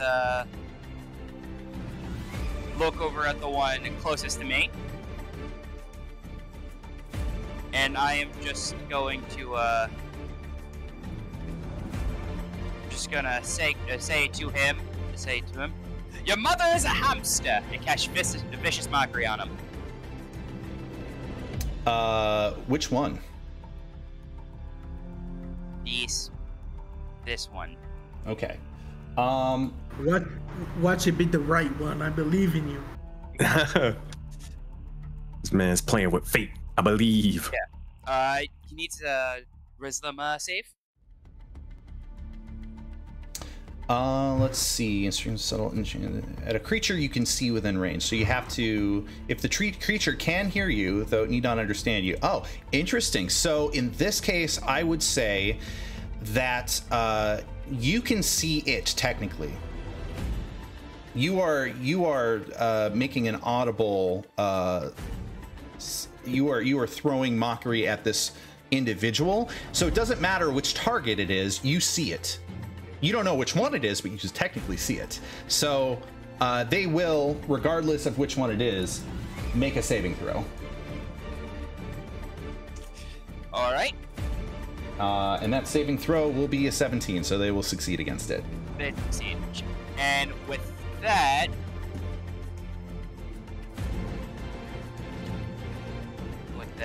I am going to do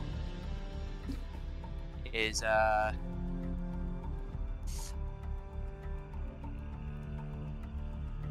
gonna do an idiot move, and I'm gonna go for it. The secret Joestar move. I'm running. Stop. That is going to be an attack of opportunity. Just move one space if you may. Yes. As it reveals that it's this one. I knew it. He was right all along. It really was. Look at that. He's built Alright. different. Let's see how much I'm gonna get killed for. And they are going to lay down a great axe strike upon you. Oh shit. Oh, Oh!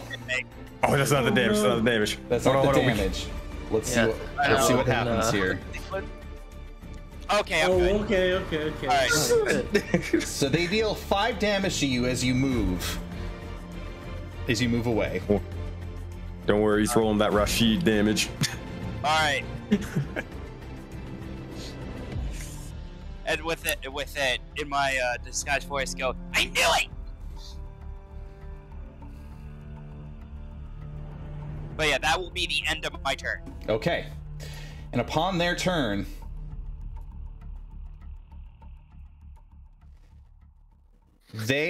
well, I mean, that one's selected, but obviously it's this one. Actually, it's just for convenience sake. I'm gonna say that.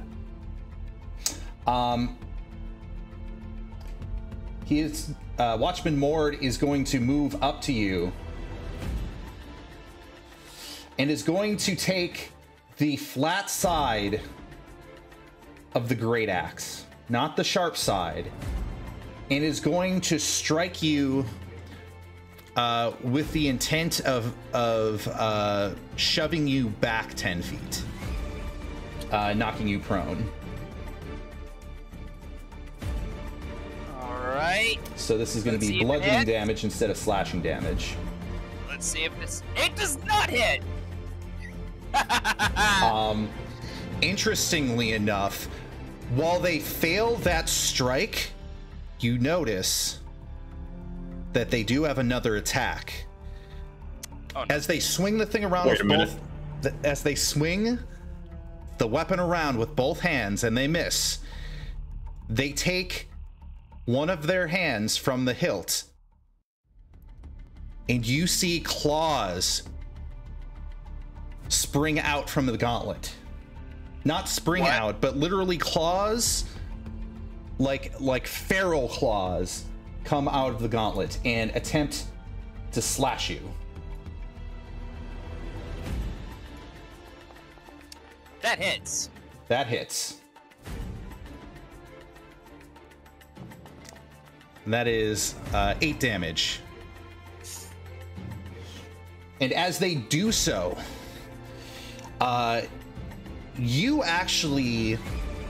you feel a sense of force behind that blow that almost knocks you off of your feet. I would say, yeah, I'll have you make a dexterity saving throw. All right. Let's see. Of course. Okay. So you fall prone. But I mean, it's not damage additional. You just fall prone, and some of your movement is reduced, just because you fall prone. But as it strikes you, or as Mord strikes you, he looks down, and while mostly what you see is his helmet, you see his eyes are glowing a yellowish color, and there is this feral look, this sort of sadism. And while you can't see his face, you can get the sense that there is a mad grin, and a low chuckle echoes out from the helmet. The kind of chuckle that would chill you to your bones.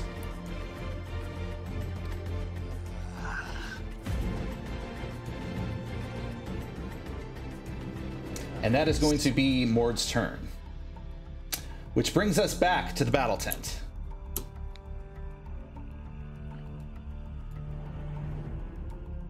Top of the order, God. battle tent.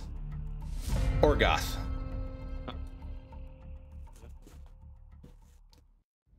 I believe in you, buddy. Yeah, but I'm pretty much in a tough spot now. Alright, I'll use Shocking Grasp on the Scorpion. All right, do shocking grasp. That is an attack roll, I do believe. Yep. Does 19 hit? East, nice. 19. Yeah, that is going to be a shockingly good hit. Do the damage. Oh boy. All Just right. one. One on the Scorpion. Man. Yep. All right. Scorpion jolts a little bit, but that's it. And I could take the risk to try and move away. I mean, you. Yeah. Yeah. Yeah.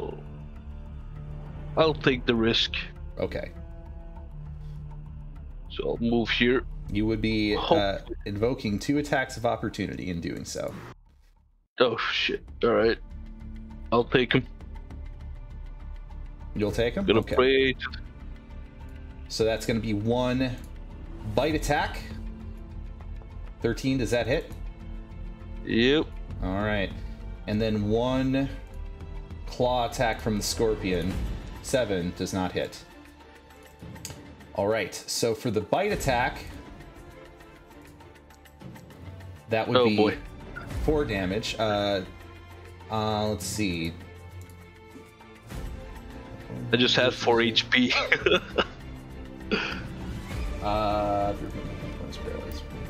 Blah, blah, blah. Yep, that is a.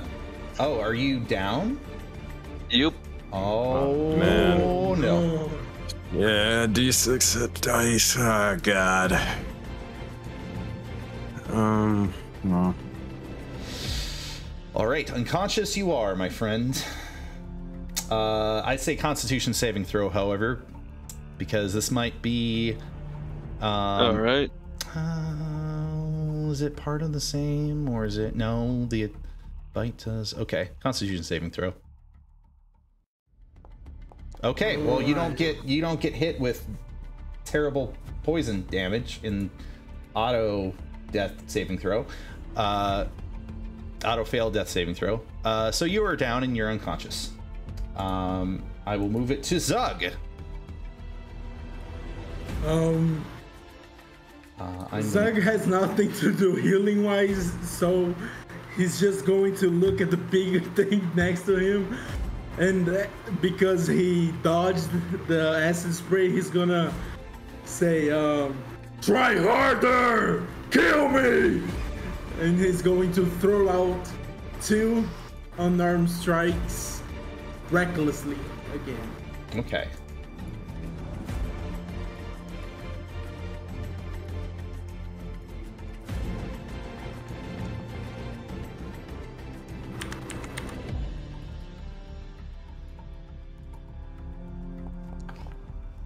First one, 7 damage. That is, oh, that's gonna be successful. 7 damage to the Ankag. All right. Second one incoming. Oh yeah! Hell Critical! yeah. Deal that critical damage, my friend. Come on. Bro, what's with me in the? I'm just sucking everybody's luck. I think that's your third nat 20 this session. Maybe Yeah. 4. Yeah. I don't know. I think it's his third. Third, yeah. All right, 12 damage. You, with each of your strikes, you basically run up to the Ankeg, and you're doing. I mean, it's 2 strikes, but would you imagine that these are like 2 super powerful strikes, or do you imagine more of like a JoJo kind of thing where you're just wailing your fists? No, I am JoJo style, ora in him. Totally. All right, so with a blur of strikes, you are striking from pretty much every single direction, and with each individual strike, you see the carapace armor cracking and chipping, and parts of it are falling off, and half of the armor, really all of the armor around the head, is fallen off, and you just see flesh, and it is squealing out in anguish, squealing out in desire to try to avoid, in a desire to kill you. Squealing out in pain. Try, kill me, weakling. All right, is that going to be your turn? Yes. Okay. Rashid, you are right now tied up by seaweed. Yeah. In this case, what I'm going to allow you to do is either strength or a dex saving throw. Basically, escape artist. Well, that's if I want to use my action to break out of it. Oh. I mean, I'm gonna. Yeah. I'm not doing that right now. Fuck that. Okay. Because I'm never gonna get out of it. Instead, Rashid will say, yelling out to Vance, on Vance, Orgoth has a potion on him. Heal either himself or Nargol. Kind of as he's sort of struggling, getting almost sort of choked out by the seaweed. Then he'll look towards Lola. Last thing he can probably say, Lola, you need to heal all these other individuals or we will die here. And then he is going to just try to, if he's going to try to strike these individuals, he's going to try to do it with style. He is going to send the chain blades in their range sort of stance, and they are going to sort of almost wrap around and fly over and try to strike into the centerpiece off of this side. Is going to sort of whip them around as his action and bonus action for the second one. All right. Boop. I gotta double check the spell because I'm not sure. I'm not sure if you have like. Yeah, it's just restrained. arms. Like I just can't. I have disadvantage on like attack rolls and saving throws. But if I want to use my action to break out of it, then I can. I just don't want to because I want to actually help because I'm never breaking out of it with 8 strength. Gotcha. All right. Yep, that makes sense. Disadvantage, chain plates. It's a 7. Honestly, yeah, I mean, I might as well. I'll use my player's inspiration and I'll just take that 17 instead to give myself advantage. Damage. Normal hit. 4 points of damage to this guy. Oh fuck! I forgot to say I was casting Green Flame Blade. Damn it. Oh well. So 4 points of damage to this guy, and then is he still alive? No. 4 does it. All right. These things are not very strong. Heck yeah, that's what we like to see. Damn it! I wish I would have used. I forgot. Remember to use Green Flame Blade. Oh well. And then he's just going to wrap and whip the blade around over, grasp it in his hand, and stab this individual right to the side of him. Disadvantage as well. Chain blades. Boop. 13 to hit. Oh, that's its AC. Oh, thank God. All right, more damage. 8 points of damage with that one. Get out of my face. All right. Both of them are restrained, which sort of makes it easy to hit them because, well, I mean, to a degree. Wait, hold on, Matt. I actually just noticed something. It rolled melee damage. It rolled melee damage for that one. Did it roll melee damage for the other one? It did. Hold on 1 second. I'm gonna re-roll both of them because they rolled d6s instead of d4s. Because it's a different damage type. Forgot about that. Okay. Yeah, let me catch myself. All right, 1d4. It's 3 points of damage to that one, and then for this one, it's 1d4 plus 2. Oh my God, fucking Foundry. Plus 2 to that one. Another 3 points of damage. Yep, both of them are alive.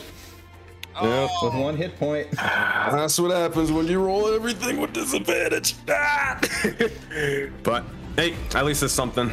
All right. You're able to get a good curve on your chain blades, and you're able to strike them. You basically cut off like the bottom part of their body, but they're still like trying to claw their way through the mess and not succeeding, trying to claw up at you or trying to crawl up at you. Yep. All right. Well, that's all I can do. All right. Beast time. This scorpion is going to roll up and is going to try to strike at Lola with a sting and a claw. First is a sting. 8 will not succeed. Claw. 6 will not succeed. As Lola is very nimble on her feet, avoiding each of the strikes coming forward. Let's see. The other scorpion, Orgoth is down. They're gonna walk just kind of right over the body of Nargal. And then they're going to choose high is Vance, low is... Okay, so, yeah. Lola's going to get another sting and another claw. Oh, if that claw succeeds, that sting succeeds. The claw damage strikes for 5. The sting damage strikes for 7. Ooh, 12. And then Lola needs to make a... Oh my God. Needs to make a Constitution saving throw.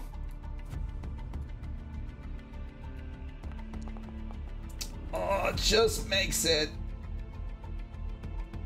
Let's see. The sting...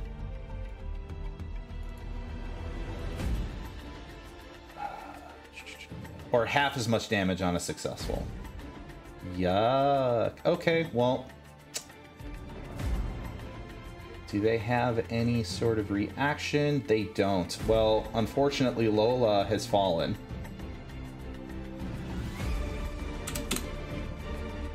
And Lola Wait, does the thing drop then? Fuck, the entangled. In effect, yeah, that was being concentrated on. Oh yeah, I didn't roll against well, I mean, she was just hit now. So yes, the entanglement completely undoes.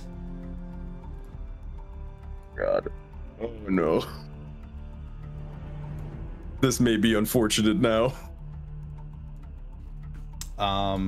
Yes, unfortunately, there's some unconscious people Vance, in response to this, is like, you know, it's been great, guy. It's been fun and all, but I don't think I.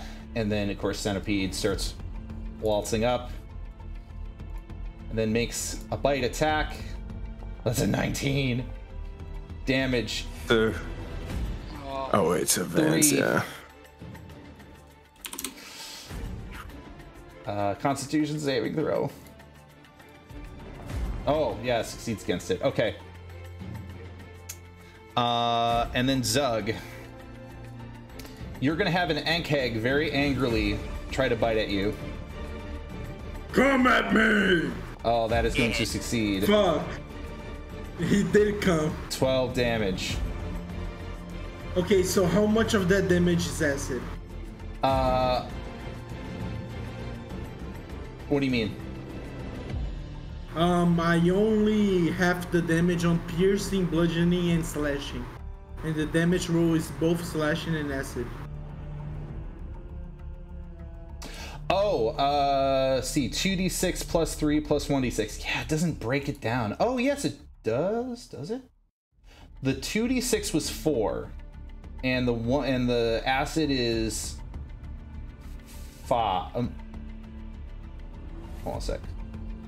Oh, okay, I see. So the slashing is 4 plus 1 plus 3 is 8. God, that's so weird. So I take 4 damage of that. Then I take the full damage of acid, which is. So you actually take 3 damage and then the full acid damage. How much acid damage? It's 8 total. So you get hit with 8 total. Yep. Okay. These centipedes are going to make their attempts at attacks. 12, is that going to hit you? Misses. All right. 3 is not going to hit you. Oh wait, sorry, I ended up hitting the damage. That was attack roll, yeah. Yeah. Oh, that was damage roll. 21, does that hit you? Yes, of course. Oh yeah, definitely. Okay. Let's see. Hold on a moment, it's not letting me roll damage. So I'm gonna roll just a fake attack. Don't worry about that. Don't worry about that. Thank God. So Thank God. Yeah, it's gonna be 4 bite damage. Please roll a Constitution saving throw if you can. Wait, so I take 2 damage off that? It's just 2 damage. Oh, All yeah, right. thank God. You are not hit with poison damage, my friend. That is going to. Let's see. Guys, Zug's looking rough. This one is join going the to club, move over buddy. and going to try to climb up and snap at Rashid. Oh my fucking God! Come on, man! All right, that's 10 damage. You got a con saving throw in there. Hey, real quick, cause did Vance already go? Vance did not go yet. Okay, all right, cool. I was gonna say this fucker didn't heal somebody. I'm gonna screech. All right, who hit me? Which one? This one right here. And it was only the first one. Shit, man. Do I shield it or hellish rebuke? Nah, I'm gonna save it just in case, because if they hit me another time, I'm fucking dead. So yeah, I'll let it slide. All right. I mean, remember how much? Oh wait, no, that's the thing where I got to do the Constitution saving. Yeah. Oh man. Well, no, I'm gonna have to use it for this one. Jesus Christ, because if I die to this, I'm fucked. I'm paralyzed for 1 hour. All right, well, let's make this Constitution save and throw it out for the best. Oh God. Jesus Christ. I want it to be known. Lola's lucky I'm not playing Ezrin right now. Oh my God. Where the hell is Constitution saving throw? Boop. There we go. Oh my God. Damn it. Oh God. We are TPK. Oh my It's just a tournament, right? My supported. You're fine. So 3d6 damage. No, there's no way I could even do it if I wanted to. Yeah, even if I was to try to half that, I'm fucking dead, and I'm paralyzed as well for the next hour. So, well, I'll see you guys in an hour, boys. All right. No. Oh my fucking god. Oh, no. I'm drop kicking her. Are you completely at 0? I'm the 10 hit points or whatever killed. Well, fuck it. Hey, can I at least get this off? Because I didn't use my reaction yet. Can I Hellish Rebuke her or the Centipede before I die? Absolutely. All right. Rashid, after nearly basically getting or almost eaten alive by these centipedes, you'll see as he'll have a brief sort of flashback to us or to himself with another woman amongst the likes of a small mountain or a mountaintop, and then he'll sort of have a smile of happiness, and as it's being ripped away from him, he will immediately become enraged, and his eyes will begin to almost brew with this sort of purple flame and start forming several purple serpents to bite and tear into the individual and cause his death with Hellish Rebuke. All right. What's that damage?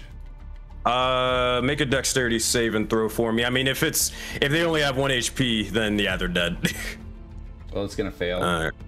All right, Hellish Rebuke. Which one is? I'm just gonna pick that one. You can tell me if that's the one or not. Boop. Hellish Rebuke. Consume spell slot. All right. Damage. 9. It's dead. It's fucking dead. Yeah. Okay, it was that one. All right, dope. All right, and Rashid will let the poison sort of take him, and he is wrapped to this sort of pole, or actually, I guess he's slumped down on the ground. You're well, yeah, you're slumped down on the ground at this point. Yeah. All right, that's your turn. All right. Yeah, I'm dead. Or that's the monster's turn. All right, Vance. Vance is like, hey, well, yeah, this is going great. Listen, I am gonna have him roll a wisdom saving throw. Oh, he succeeds. He bolsters himself. He's like, oh my god. I gotta be honest. I was gonna abandon all y'all, but I think I'm in it for to win it. I will stab this guy in the alley if he doesn't heal somebody. So I swear to God. So this guy in particular, let's see here. He does not have a healing potion on him, but hey, remind me, somebody has a healing potion on them. No, I told him to go to Orgoth and pick it up off of him and heal either Nargal or Orgoth, one or the other. All right, he's gonna grab it and he's going to look about and he's going to make the executive decision to whip and dodge through snapping claws. Gonna move down here and is gonna give it to Lola. What? Wait, what? No, I get it. I understand, but I understand, but oh my god. Oh god. Was that what kind of health potion was that? Wait, isn't he gonna take like 4 attacks of opportunities though? Hang on. Oh wait, hold on. Where was he? He started here. Yeah. Oh, he's gonna fall before he does it. Yo, Mel gave us NPCs that are inting. Listen, this is a rogue, remember? So he's gonna do disengage as his cunning action. Oh, okay. Alright. It's flying wide. It heals for a 1d4. This is a 1d4. Okay. Yep. This is that. All right. 2. Lola is up. Lola only has. So dead. But now, Nargal, of course, needs to make their their death saving throw. Oh, well, that's one success. All right, it's now Lola's turn. Listen, Lola. Lola sees how everything is going and realizes that she needs to take. She needs to do what she can to get somebody up here. because she still has a cure wounds. Let's see here. Please don't fucking heal me, please don't. She's going to Misty Step. Oh wait, no. Don't you fucking dare. You can't do that and cure wounds at the same time, can you? Because it's not a cantrip. Nope. There's decisions to be made here. Let's see. Let's take a walk here. Strategically thinking.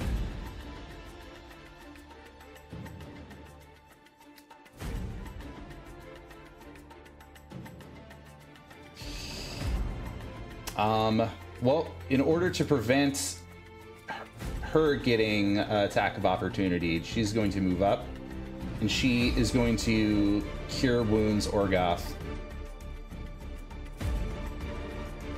Let's see how much.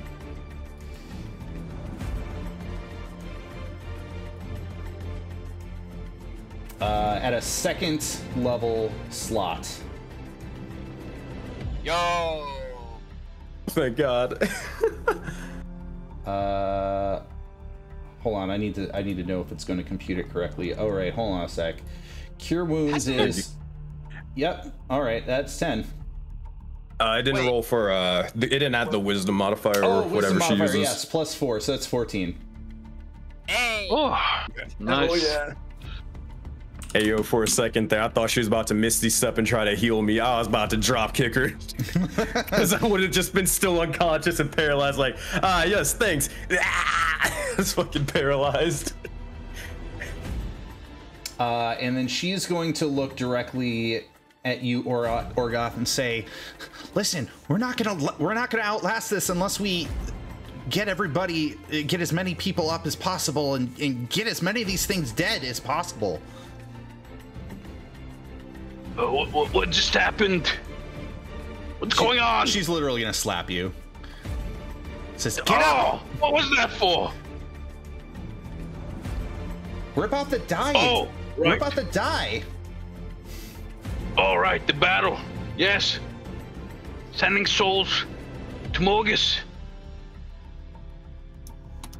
All right, so that's gonna be their turn. Back to the Crystal Caves, my friends. As we start with King. King, you can you can now very clearly see the reflections of Mord. Upon approaching, you are, let me think here. It's still gonna require a perception check from you. Right. All right, you have determined that Mord is this one. All right. What does Guinevere look like right now? Oh, I look like a complete bum with a hood over his head. Ah, I see. Okay. That sketchy one is attacking a homeless man.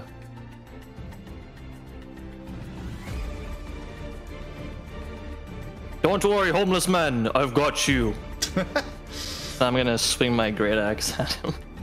You mean you sword? So you're moving here to attack this person. All right, go ahead and roll. All right. Roll your attack, my friend.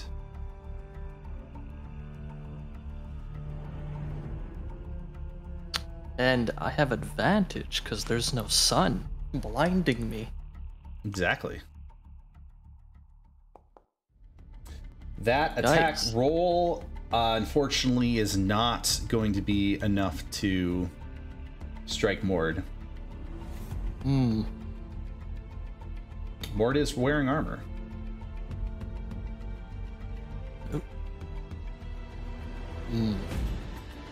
It seems I've missed. Damn it. That's it for me. Okay. Ray.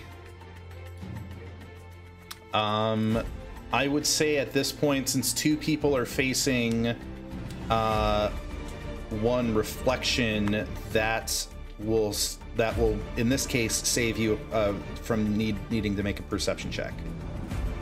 That's fair. So I'm gonna glance between him and the homeless man.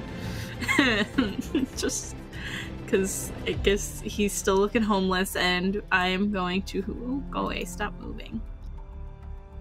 Yeah, I hate that. I am going to cast Sacred Flame at the one that they are fighting. Gotcha. Go ahead and cast your Sacred Flame. Do I have to make a saving throw? Yes, dexterity saving throw. This is this radiant damage? This is radiant damage. All right, dexterity saving throw. 11. Ow. So that is 6 radiant damage. In this precise moment, as you are laying down this attack upon Watchman Mord, this ray of light shoots out from the direction. Usually, I think Sacred Flame just kind of comes down from the sky, doesn't it? It's however you want it to look, I guess.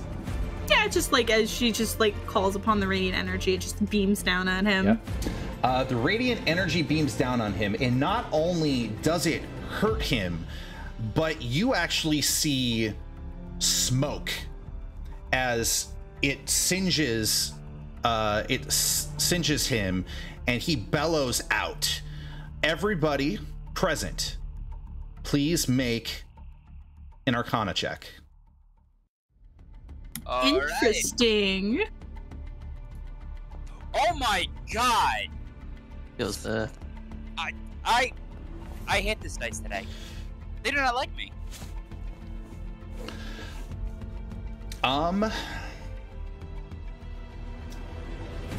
So that Arcana check is going to reveal Mord is more than just mortal. He's some sort of undead. And something about your Sacred Flame seems to have done especially some sort of damage to him. Now it's not more damage, but whereas Winveer had sort of noticed this sort of like stoic, unfazed, this posture of being unfazed. I don't know what I'm saying because you never struck him. Doesn't matter. He's damaged. You damaged him. I know my words. I'm stumbling over them, but that's okay. He is not happy with that. As he should be, and I will make a rude gesture as my bonus action to him, and that's it. All right, Winveer. Alright. You are prone. Alright. I am prone. I'm going to use half my action to get myself back up. Bonus action to healing ward myself at 2nd level.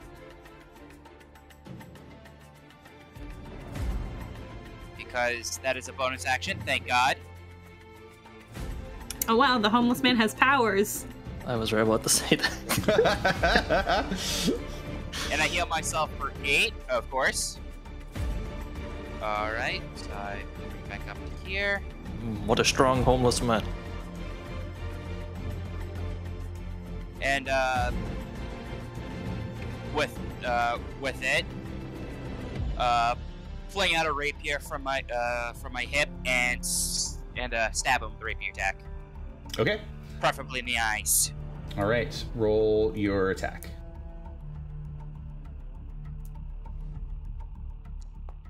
17 hit. 17 does hit. Perfect. I'm also using my bardic inspiration, Psychic Blades. Okay. Sorry. So that is going to be a 1d8 plus the egg plus 2d6. So I'll roll the 2d6 first. Actually, no, I'll roll the damage first. That's 6 piercing. And 7 psychic for a total of 13. Total of 10.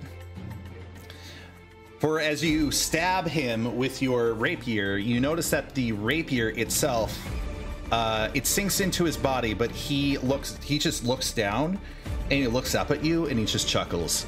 However, the Psychic Blades does manage to deal the full damage.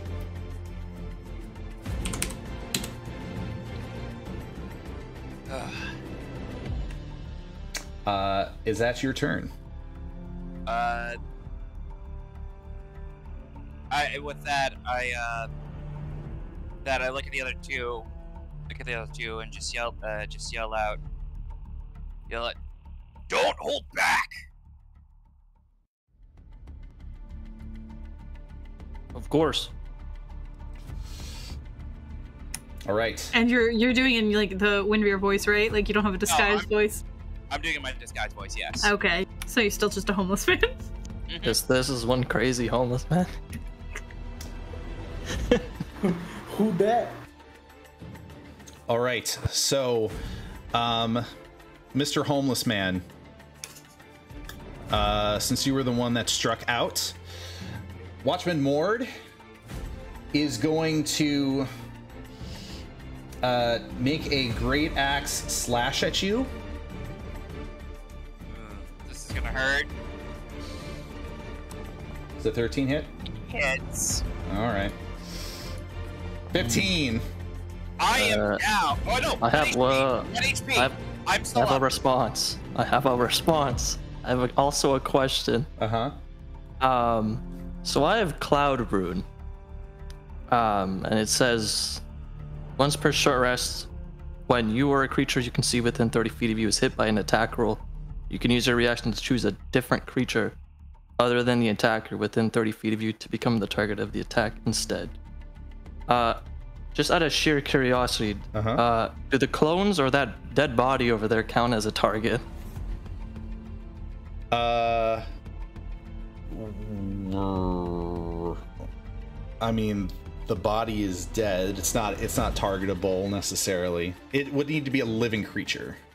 All right. Otherwise, you could just do that every battle and just have it attack a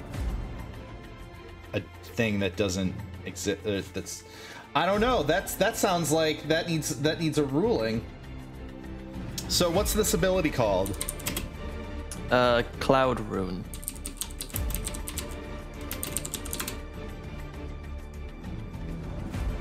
All right. Addition: when you creature you can see within 30 feet is hit by an attack, is hit by an attack roll, you can use your reaction to invoke the rune and cause that attack to target a different creature within 30 feet of you using the same. This is a retributive or reflective feature, which means it can only be done once and it's done outside of your turn. Oh, it's written in the description. Keep in mind. Also.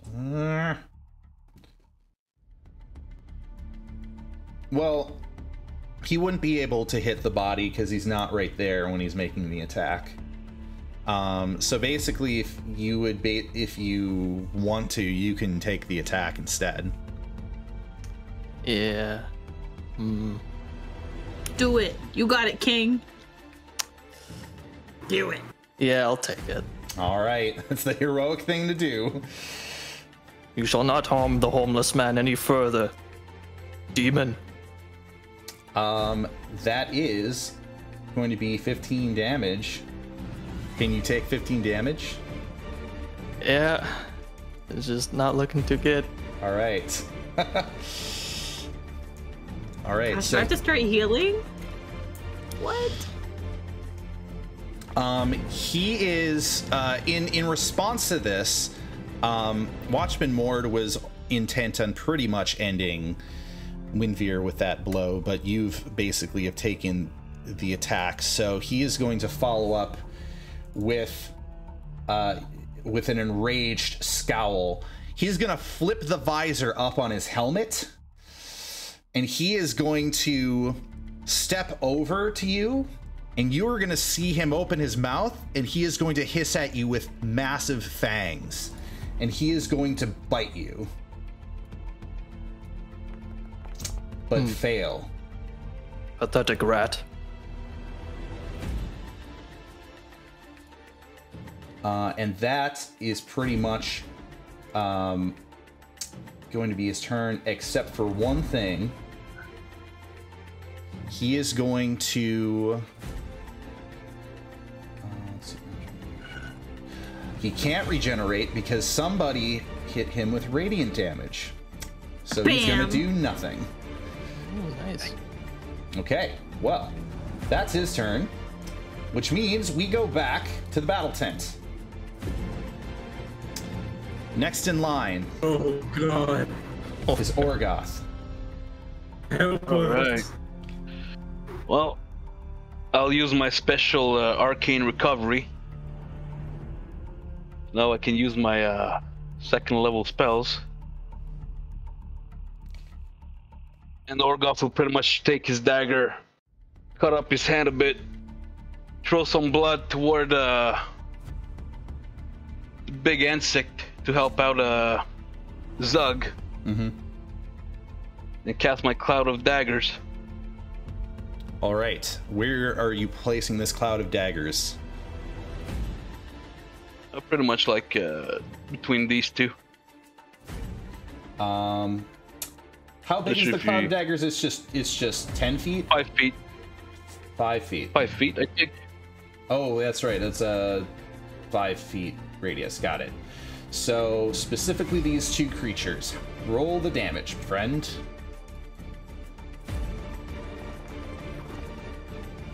$10 damage. Crimson daggers just falling on them. All right. And the centipede.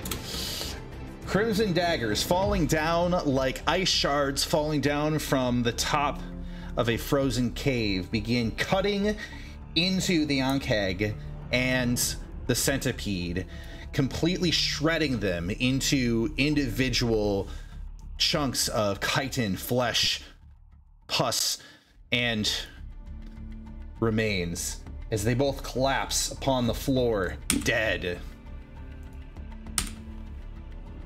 Dog, we'll have time to eat them later. We need some help here. Okay. All right, is that going And to I'll be... use my Oh, yes. Please go. Please let us know. I'll use my blood song. So now my AC is at 16. And I'll move away. Okay. Attacks of I can opportunity. move 40 feet pretty much. Yep. Okay. Where are you moving? Over here. All right. Well, that's attack of opportunity from everyone. But that will be their attack of opportunity. So that's one attempt at a claw, which Nice. fails. Another attempt at a claw, 18. Fuck. And then one centipede. Miss. Well, hold on a sec. Let's do the. Let's just do the. Oh, that's 3 damage. Claw.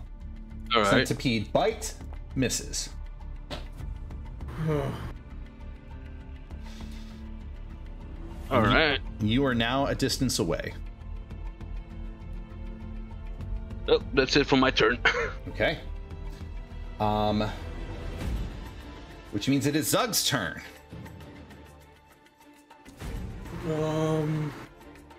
I am going to attack this. Guys, I'm a barbarian. I only hit shit. So, I'm gonna attack it. Man, I got 12 HP. I'm not gonna use Reckless Strike this time. Okay.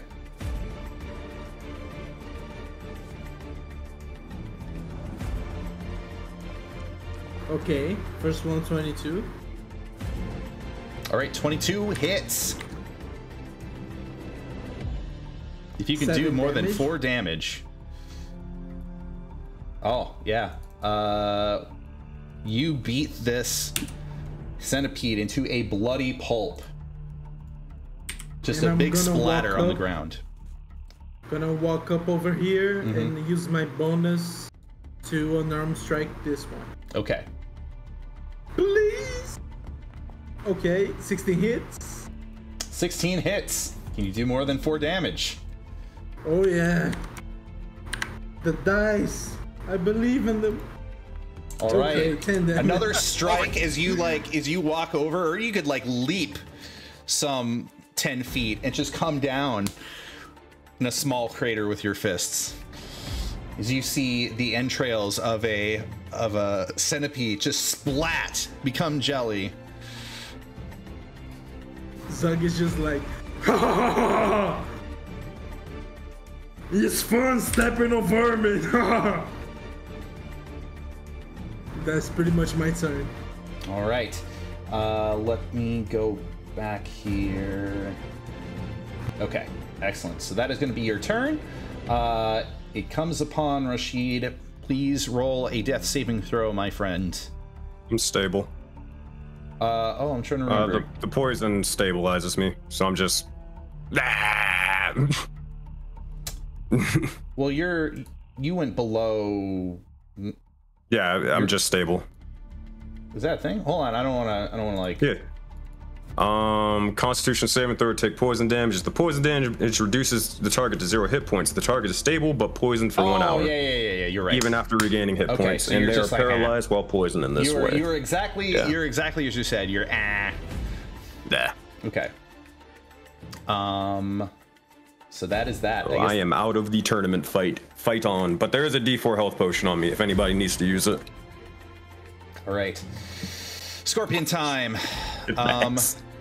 There are some options. This scorpion is definitely provoked by the movement and will try to attack our stabby friend here with a claw attack,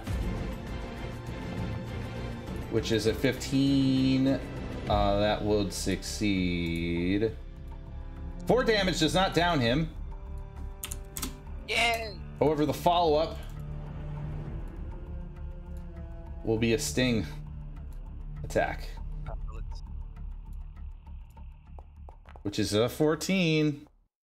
Unfortunately, that is going to deal a attack, and regardless of whatever the damage is for a Constitution saving throw or not, that is going to be 1 failed death save. But they are 0. And then we have another scorpion. This scorpion has some options to choose from. They are going to witness that Zug has moved forward, and they're going to move forward to try to take on Zug with a claw attack. 18 hit. Oh no, it hits. 9 damage. Half, so.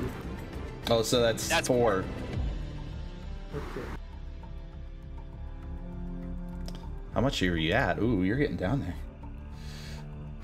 And then it is going to attempt a sting attack. 10 does not hit. Nope.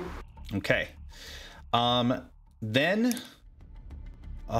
greatly reduce the number of individuals playing in this game.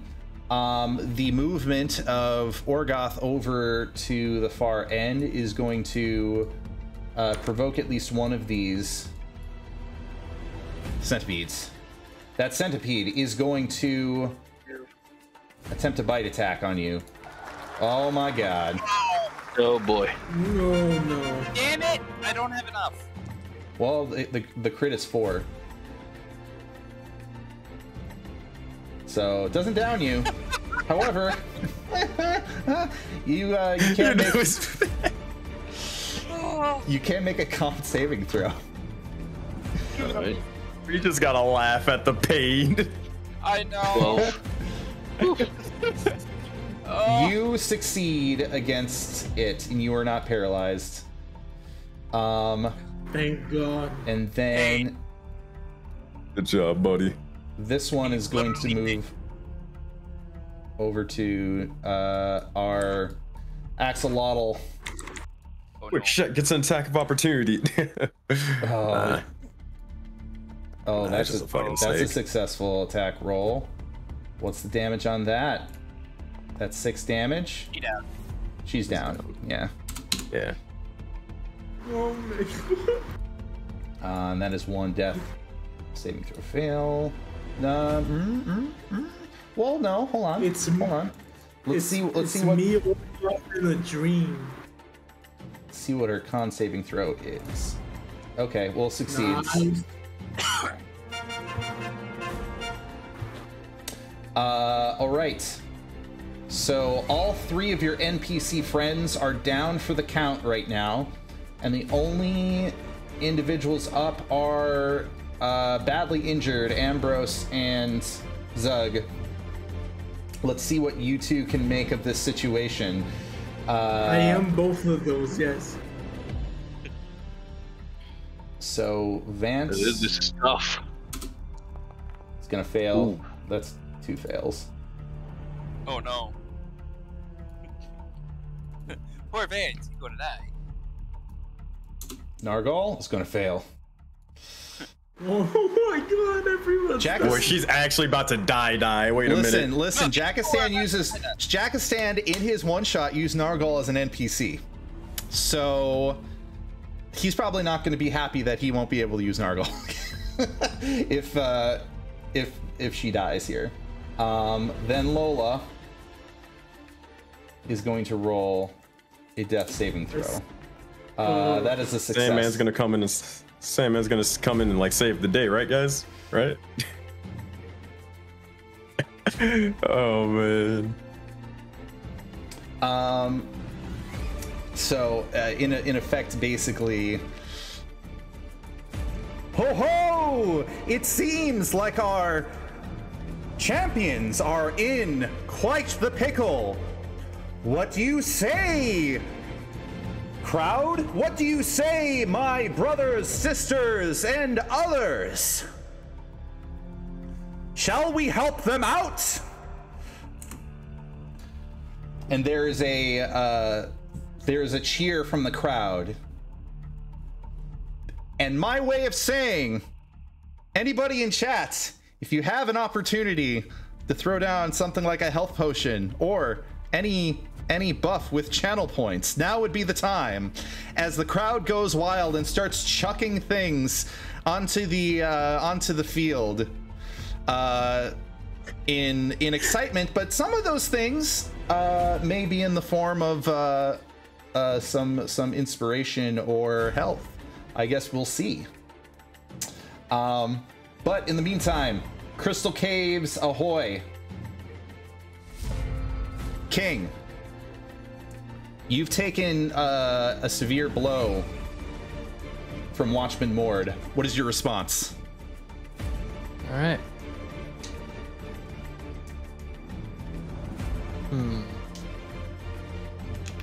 Yeah, he does a lot of damage. All right, as a bonus action, I'm gonna use Second Wind All right. and gain back some of that health this guy just took away.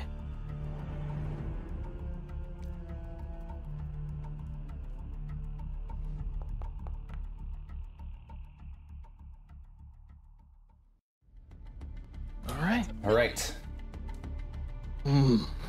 All right then. I missed the first time, but I won't do it again. I'm gonna swing my greatsword at this guy. Hopefully actually hitting him. Hey. How much? Oh, what did you roll? You rolled a 19. That's going to be a strike.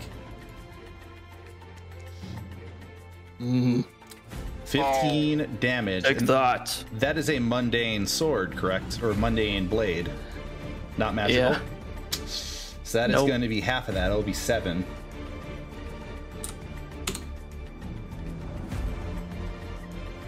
All right. You successfully deal 7 damage to Watchman Mord. Anything else? Nope, that's it for me. All right. Ray, it is your turn. All right, I'm gonna move behind him and I'm gonna hit him with another Sacred Flame because it seems to be doing the trick. All right. So that is a dex saving throw. Let's hope.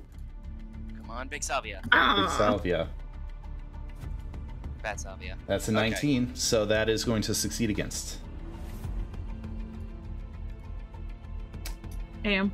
All right. Is that your turn? Do you have any bonus action? Nope, it's it. Yep. Okay. Gotcha. Winveer, it is your turn. I figured he about to go down. Beat him up, homeless man. Thanks a lot, lizard. Thanks a lot, little lizard. And I'm going to rapier. I'm a kobold. It's a 13 hit. 13 does not hit. Does he get an advantage because I'm behind him? I've previously not established rules for flanking, so this would not be a little late to start. Yeah, so unfortunately, I figured you would know that one. So, but with it, I am going to do is first level spell, healing ward on Ray. You are welcome. I'll take it. Healed for 7.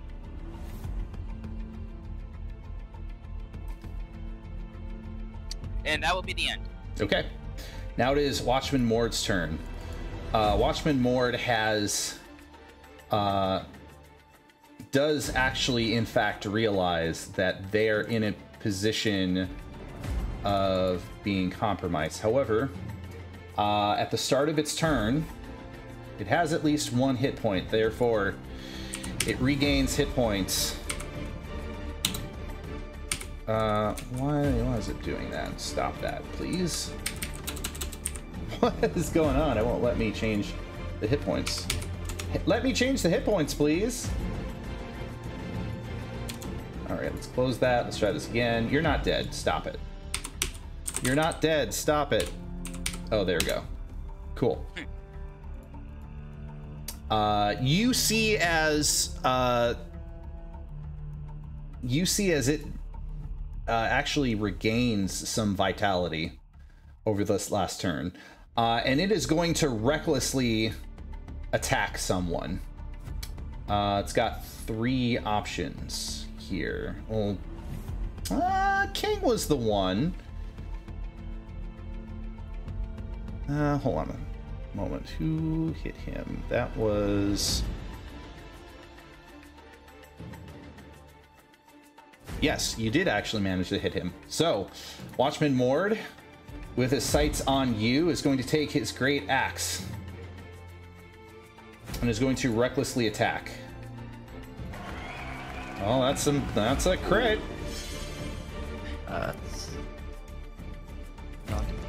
Oh.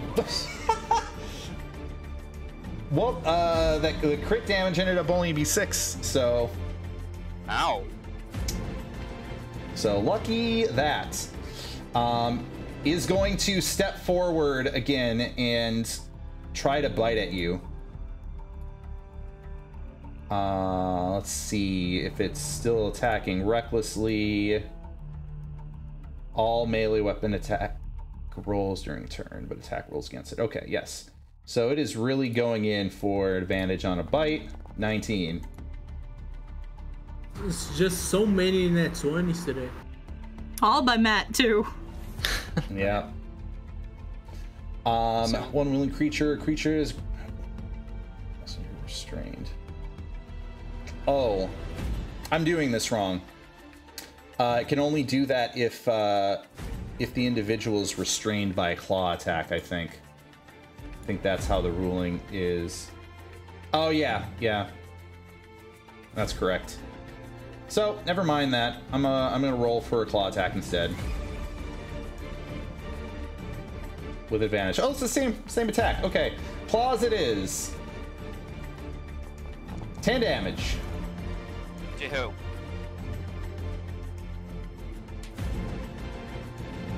Am I updating or are you? Who's taking the damage? Yep, so one was 6 damage, one was 10 damage. It's you, King. Okay. Yeah, you're not dead yet. You're good. So you're at 4. Oh. And given the position that it's in, it is clearly outnumbered. So what it is going to attempt to do is it is going to accept attacks of opportunity. And we have advantage.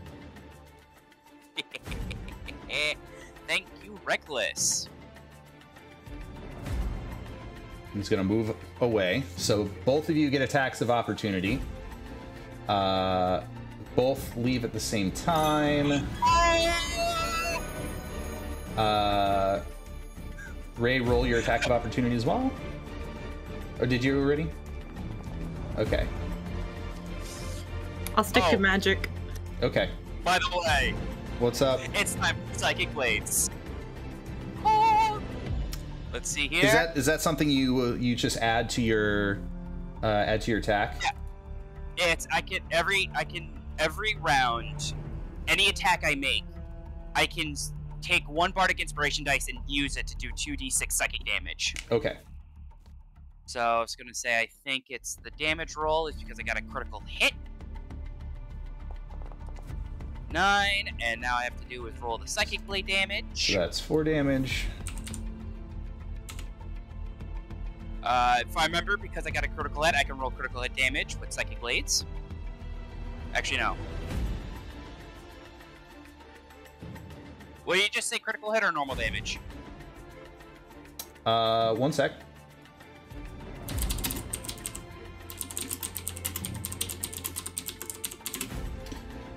Does critical hit double Psychic Blades damage dice? Critical hits double dice for spells, abilities, or normal attacks. You can crit smites as well as your paladin. Yes, all damage dice from the attack. Got it. 16! Oh! Oh! Mwah! Mwah! Thank you, everybody. I'll be here all week. Finally, the dice are smiling. So generally what this looks like is, because I don't want to abandon the reaction from everybody from this, as he reaches the wall, his claws begin sinking into the wall and he begins climbing up the wall. However, you are able to, before he gets too high, are able to slash, or able to stab basically through him, and he immediately seizes up and bellows out, and his voice just reverberates throughout the entire crystal cavern, and you notice that his body slowly begins to disintegrate as chunks of his body starts falling off of him in the form of ash, and he collapses onto the floor in a pile of ash, dead.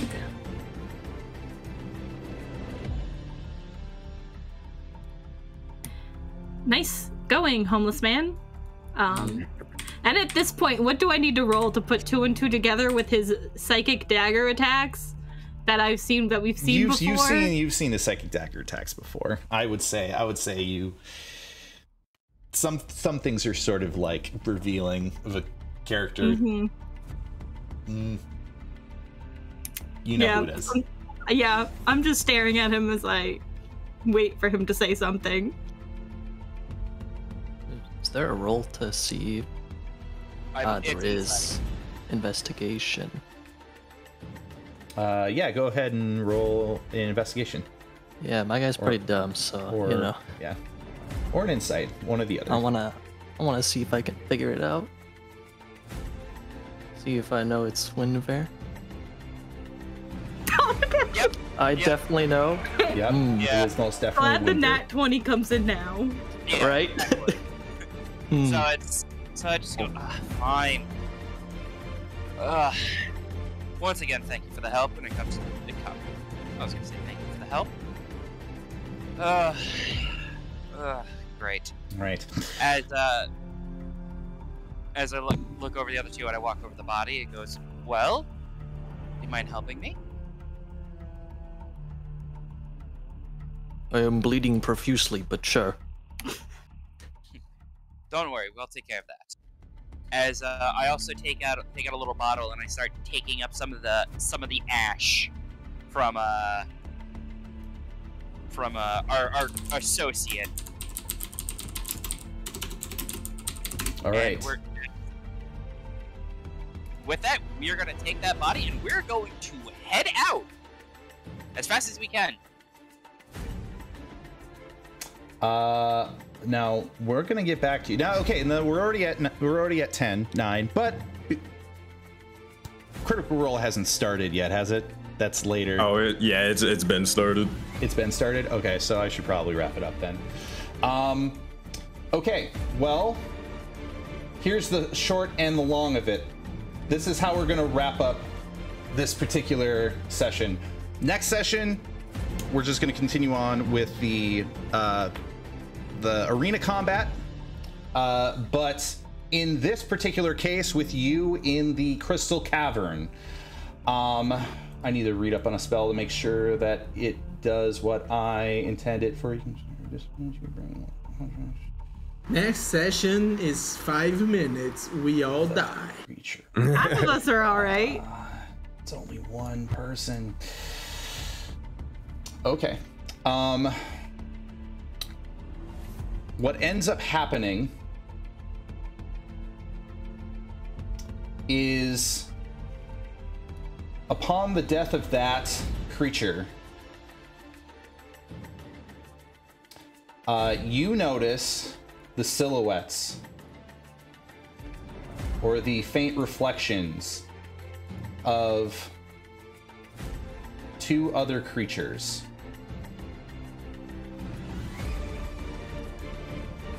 That is to say, the 2 other watchmen. I told y'all we die. Oh no. In response to that, you see another reflection. You see a 3rd reflection. It is a familiar reflection.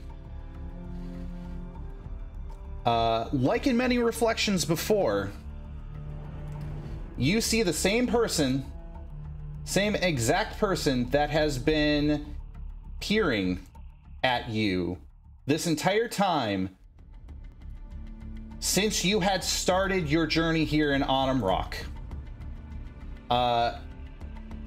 His visage appears in all of the reflections around you. However, it's different this time. His form shows up, and you see him turn and cast a spell and strike the ceiling. As you realize, this is not a reflection this time. He is actually here. And upon striking the ceiling, there is a collapse of crystals that begin to fall down and begin to bury the 3 watchmen in crystalline rubble. And they disappear from sight underneath the rubble. And this mysterious individual is going to run up to each of you. Let's just say he goes here.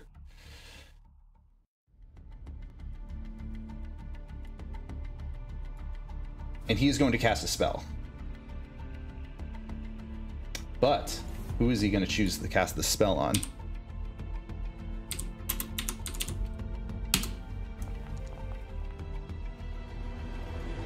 King. He is casting a spell, and he's including you with the spell. Do you attempt to resist?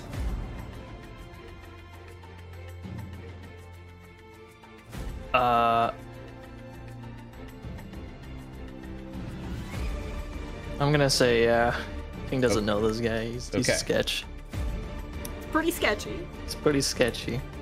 I don't trust this guy. All right. Make a wisdom saving throw. Oh boy. That is a failure. As he casts a modified version of Dimension Door, and he grabs you by the shoulder, and you and him disappear. Oh. And that is where we're going to What end are the you doing? session. What are you doing? All right, so bye, King. We're all dead. Yeah, Let's all move right. on. Well, No, they're locked in. We're running. They're Maybe all they're under left. rubble right now, except for you two. And that is where we're going to end the session. So what is going to happen? How is the rest of this monster maelstrom going to end up? It doesn't seem like the Vagabond Arena troop is surviving very well under this pressure. But of course, this is ultimately the effect when you have characters that decide which direction to go, and they get to go in one direction, and the other direction has a distinct absence of extra characters to fight. But we will find out how things turn out. I want to thank everybody for watching this session. Tune in for session 6, which is going to be next week. And I'm going to wrap this up because Critical Role has started. And thank you very much for... hit that stream over. Thank you very much, everyone. And I hope you have a fantastic week. I will see you again on Thursday. Take care. I love you all. Bye bye. take care. Bye bye. Gotta get going. Welcome to Costco. I love you.